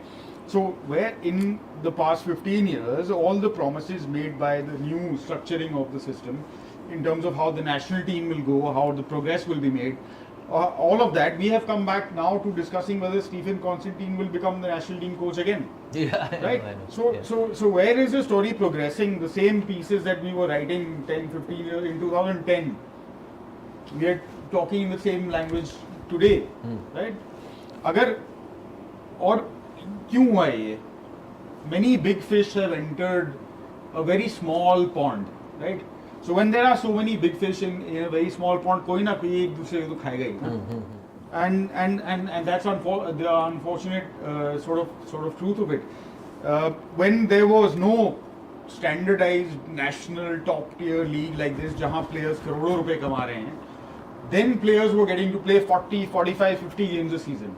Today you are playing 20, 25 games a season. Your junior players are getting to play even less. Yeah. Your reserve squads are You're getting being no paid competition, more, being paid and more. you're paying players 10 times the money. Yeah. So there is no semblance of balance in the equation, and that has to come in. And that the reality check or whatever it's called needs to come from the system within. No Supreme Court judge is going to sit and say, ki, "Bhai, this is how you correct it." Yeah. Right? It's not their scene. Fair point. We're just true words, by the way. Huh? And this conversation will keep on going in a loop. Yeah. That's the beauty of Indian football. But we had promised you that we'll get reaction from the ground, and this one is coming in from Sandesh Chinde. Check. A strong defensive display, a creative midfield and a forward play, scoring 2 goals and showing a strong display against a strong side. So what are your immediate thoughts about this win? The immediate thoughts, of course, we are very happy with the win. It was one of them games where we had to grind it out. It's not something where we want to be too proud of, because I think most of the time we were defending too deep in our box. This is not how we like to play. But like I said, it's one of them games you just got to grind it out, and we showed big character, a lot of energy, individual brilliant performances. And it's just the camaraderie among the whole batch, the whole team, the unity. It was just one of them. If you can't run, like the boss says always, if you can't run, the other player is like willing to run for you and put his head on the ball for you. And we did that, we showed that. Again, not one of the best performances, footballistic-wise, but it's our first proper game of the season, so we can expect some rustiness from us. But in the end, we are going to the Champions League. I'm excited for that. So like you said, you're going to the Champions League. How do you feel, how big of an achievement is for FC Goa as a club plus Goa as a state? You know, the crowd was there, 12,000 plus fans arriving, supporting throughout. So how big of a joy is for the city? I think if the rain was not this strong for the past, since the morning, that crowd would be 20-25, because we were coming from Panjim. The rain for sure made a lot of people difficult for them to come with the family, otherwise would be 20,000. Apart from that, massive for the club, of course. When I joined here, a lot of us, when we came here 3 years ago, this was the initial talks which we had, because the club, the owners, Mr. Modi ji and everyone involved in the club, Ravi, Lokesh, Nandan, everyone, the one thing which they all mentioned was we want to go big in Asia, because they've already played at Champions League before. So it was something we all were rubbing off each other, and we knew we can make it there. And the second season, we won the Super Cup, third season about to start, and we're already in the Champions League, so we kind of delivered what we wanted to. But this is not the end. This is not something where we can just sit and say, okay, we are in Champions League. We can relax. We want to excel to the next group. We want to go out from the group stage. We want to do well and bring more glory to the great people of Goa and to this great nation, India. Thank you so much, Sandesh, and congratulations once again. Thank you. Thank you. So basically, mota what Sandesh said, did not have the best of games on the field. Nonetheless, we've got the job done. You've got the job done, and you're playing Champions League 2, which means you're playing 6 games in Asia, 3 at home, 3 away from home. Another draw for that group stages is taking place on the 15th. 15th of August, 12:30 on the Independence Day, 12:30 p.m. IST. क्या बात है, क्या बात है. आजादी के दिन. आजादी के दिन यहाँ पे draw आपका निकलने वाला है. But there's some more reactions coming in, of course, from Goa, and very shortly we're going to be going to Manolo Marquez, and we'll hear what he has to say, because he's someone who doesn't really mince too many words when it comes to rating his team's performance. But my guess is, as long as they've got the job done, the coach probably is a happy man.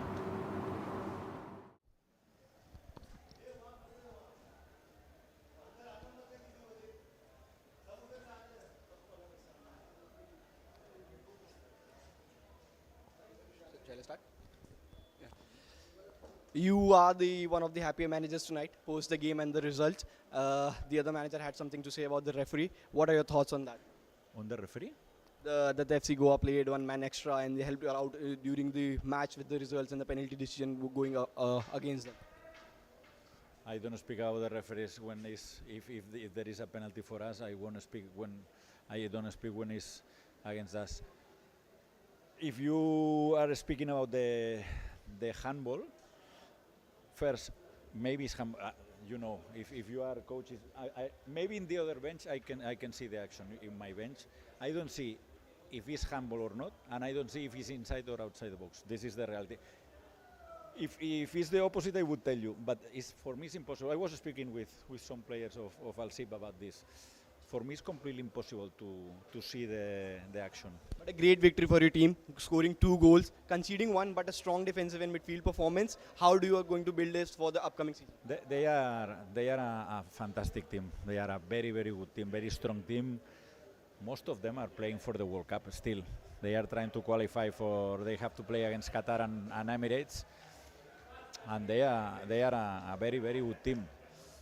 Then the only thing that we can say is to congratulate my players, to congratulate the crowd that was very, very good for us. They help a lot. And in some moments we were lucky because they were attacking most of the time, but we knew that we would suffer. And it's true that even that we didn't arrive a lot of times, but when we arrived was very dangerous. Thank you so much, coach, and congratulations. Okay, thank you very much. Yeah, fair point. I mean, if I was Manolo Marquez, I would probably have answered the same thing as well. Because sometimes, you know, what we can see from where we're watching, we have the benefit of the replay, the slow motion. You miss these kind of things.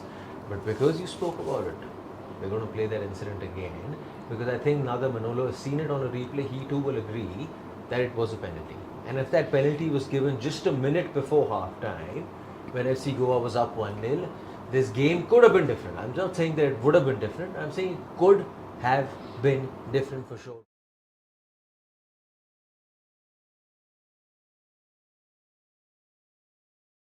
It's just beyond me how that happened. Was a lucky reprieve for the home side. Yeah, absolutely, man. I mean, ये football का सबसे बड़ा cliche है, right? Goals change games. I mean, the whole purpose of this sport is to put the ball in the back of the net. So obviously, the penalty would have changed. At least it would have forced FC Goa to play with a different sort of mentality. Given that they are more familiar with the local conditions, given that it's a must-win game, you have to have a result. Of course, it would have changed things. Massive reprieve. Some will argue that Indian football at this level is too big to fail. You have to have Indian presence at the continental level in order for this sport to grow in the Asian continent, just like you have to have Chinese presence, etc., etc. And so, it's fair. Without VAR, we are playing, in those situations where referees can also make mistakes. So, fair enough. It happens. And in the longer run, these things balance out. So, agar FC Goa ka aaj, if today was their lucky day, chances are next game will not be. So, they'll have to kind of account for that. Because if it wasn't a penalty, and if it was given as a penalty, I'm just saying, assuming, what are the hashtags that would be running right now? Robbed. Because the referees from China, right? Hindi Chini bhai mein kuch aur tagline chal rahi hoti. Yeah. But it was penalty, and I think main referee gave the penalty. I will go back to the half-time analysis, and I think Goa player asked him, can you check with the linesman, because it's his kind of a genre of a decision to give. Is it inside or outside? And considering we are watching slow motion and everything, it was touch and go. Okay. Handball is there because they gave the free kick, so they agreed it was a handball. It was all about inside box or not, and I think that's what. If you see the main referee, he was asking the referee. I think it is inside, and then referee said it is outside. The linesman said it is outside, and I think that's where it happens, right? It was human error, and it happened. And I will tell you again, with the Indian clubs, with the Indian team, it happened all together a very long. Qatar game, we could have been the World Cup round 3. The ball went out and referee said it's inside, right? And then they scored from that. So we have seen this again and again against us. Maybe one time lucky, and Goa might have to be ready that they might do the similar favor, in terms of decisions from referee in the group stage, because they are most likely to be a VAR in the group stage. I have to check, but I think most likely they're VAR in the group stage. Fair point. Okay, if there's VAR, of course, then that decision and that whole question mark around decisions like this goes out of the window. But that's a while from now, and in between that, whether FC Goa will get to play competitive games or not, that also you will get to know the time to come, because this is Indian football, and at any time something could happen, where court cases, Supreme Court, ISL meetings, on the ground, off the ground, everything sort of just works together. So we'll forget about talking about that. We've spoken about it for a long time right now. Let's just take a look back at these 90 minutes. Because these 90 minutes may be not the best of viewing if you're an FC Goa fan, but from a heart perspective, from giving it your all, and from being overawed versus a team that's really come into this game as a prepped team, as opposed to you who've just come, put your tent down, have started shop, really speaks volumes about what you could do then going forward. Absolutely, and for a change, the result went the way we wanted it. Yeah, man. You got 2 goals, yeah, bhai. Yeah. Huh? Super. I mean, the things that we have complained about throughout, right? Luck of the draw aside, results not going in our favor, not getting goals, all of the things that you want to happen. Keeper, the other side's keeper making mistakes. The referees are The making referees. mistakes. Yeah. Because maybe God is also tired, right? In the ecosystem of Indian football, कि तुमसे तो नहीं हो पाएगा. थोड़ा मैं ही कर दूँ भाई, थोड़ी help कर दूँ आपकी. So I think that's what maybe the thanks to fortune, I will say, they go a little favor, right? Sometimes you need these kind of favor, considering the situation. But the only thing is that generally they say fortune favors the brave. Here, fortune favors the depraved. Okay. Sorry यार. वो रात का time हो गया and गंदे joke बाहर आने शुरू हो गए. So which means time to shut shop. Ashish, firstly, thank you so much for getting us for this, man. Appreciate you. Thank you from my side, for accepting the invitation. As I said, it was our effort. What is the aim now? Tell us. Exactly. I think aim is very simple. This could be what Indian football need to be there, right? We need a package. It's not just about show the match, ask for 25 rupees, and fans will watch it. Fans still are watching it, but if you can improve overall broadcasting experience, little bit package. We did mistake today. There were some technical errors, but we did try our best to bring a package so that people can enjoy the game. This is what people who watch European football, why they watch Premier League. There's a pre-match, there's a post-match, there's the interaction after the shows and shows after it. In India, football has become just 90 minutes. You start the game, watch the game, that's it. That's not how you see cricket. You do lots of cricket, right? How much of planning of pre-match, post-match, half-time, innings break goes in cricket. There's nothing in football. We have to improve on that regard. You have to improve the overall viewing experience. So what are you bringing next? What are you chasing next? Let's see who comes with us. First there needs to be football for it. हमारे match का लगा देना वहाँ पे. Thank you very much to you guys, to FC Goa for trusting us, and to our commentators on the ground. They're facing, it's raining, there is no audio, there's a background noise coming of the rain, and they did manage. Thank you to everyone, fans, for being so excited for this new kind of experiment which we did, and I think let's see where we go next. Can I tell you something? While you were saying this right now, I hope you do continue doing whatever you're doing. It won't be an easy road, but I hope you continue on that road. But if your biggest differentiator in terms of the package around Indian football that you want to bring will be the fact that this is a platform where you don't ignore the problems in Indian football. Yes. For far too long, what's been happening is once that camera is on, what's happening to your right, what's happening to your left, it just seems like it's all forgotten. Only this is a rosy picture. It can't be like that. Everything has to come along, and only then will you get viewers come in wherever you are, whatever game you're showing. और तब आएगा मजा उसमें. खुल के बोलने का. खेल now, not the Disney Channel. भाई खुल के ही बोला. देखो आज भी कुछ रोका है. काफी सारी चीजें आज फर्स्ट टाइम भी बोली है. इन शो क्या मीटिंग में हुआ. That's not out anywhere, right? But I thought because bigger audience is watching, it's our job to bring what's happening behind the scene. 100%. Because हमारे पास access है कि मीटिंग के अंदर क्या हुआ, फैंस के पास नहीं है ना. Somebody need to tell them कि क्या बात करते हैं आपके leaders उस मीटिंग में. And I think it's important that उनको भी डर होना चाहिए कि भाई आप कुछ भी नहीं, आप कुछ भी कर लोगे. किसी की बोलते हैं ना, हिंदी किसी बाप की जागीर नहीं है इंडियन फुटबॉल, बना के रखिए लोग. Yeah, absolutely, and there are many Indian football fans who are sitting in Oman also, for example, who are sitting all over Asia, right? भाई का message all over the continent. Indian football fans are sitting there, and it's we shouldn't also assume that the AFC doesn't know what's going on here. 100%. You know that everyone is in doubt about क्या हो रहा है, कौन चला रहा है, क्या नहीं कर रहा है. So all of these things need to feature in the larger context. I mean, imagine if the English FA and the Premier League were having a fight, that's all anyone would be talking about, right? 100%. By the way, people, बहुत famous हो आप लोग. Those don't know, but both the guys do a podcast. थोड़ा सा plug in कर दो अपने podcast के बारे में. We never plug in यार. But आप फिर भी यार. जहाँ पे हमारी शक्लें देखोगे, चाहे वो पे वो एक जगह आती शक्लें रेगुलर. जेल में 2 कैदी. जहाँ पे भी आते हैं हमें पकड़ लेना, देख लेना Indian football. 420 grams. 420 grams. 420 grams. अभी भाई ने clip भी डाली थी, I think it went decent viral, right? Which you put it across after you got free from your assignments with the, you know. And then I went back into hibernation mode. But listen, hey, this wonderful initiative, and please call us whenever you need our help. You can just join along. Just do tell us. हम लोग आ जाएंगे यहाँ पे. And I hope you enjoyed our broadcast today here on Khel Now TV. As we say goodbye to you on what has been a memorable night, not just for FC Goa, but it's been a memorable night for Indian football. We leave you with some of the best moments of the 90 minutes gone by. Thank you so much for watching. Good night, much love, and you never know what's going to happen because that's Indian football.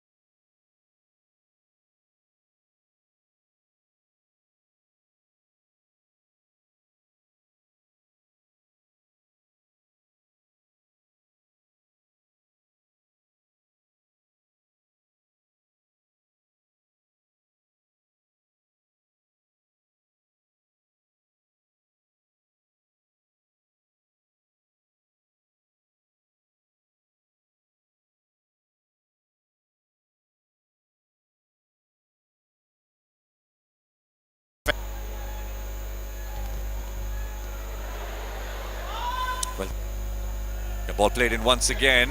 Sangwan does clear it first time. So he down the left flank, getting 1-2 to Danta, floats it in perfectly. And now, ball played in first time. There was a shout for hand. So he down the left flank, getting 1-2 to Danta, floats it in perfectly. And now, ball played in first time. There was a shout for hand. A chance with the free kick towards the end of the first 45 minutes. A chance with the free kick towards the end of the first 45 minutes. FC Goa's half. Ball played in once again. This time Sam got corner. Bora Herrera first time in. Al-Rawahi! FC Goa are on fire here in this second half. A dazzling run from Drazic. Said has worked. Finding themselves in space. Ball played in. Away. Themselves in space. Ball played in. Because now of Al-Seeb who need to at most of it.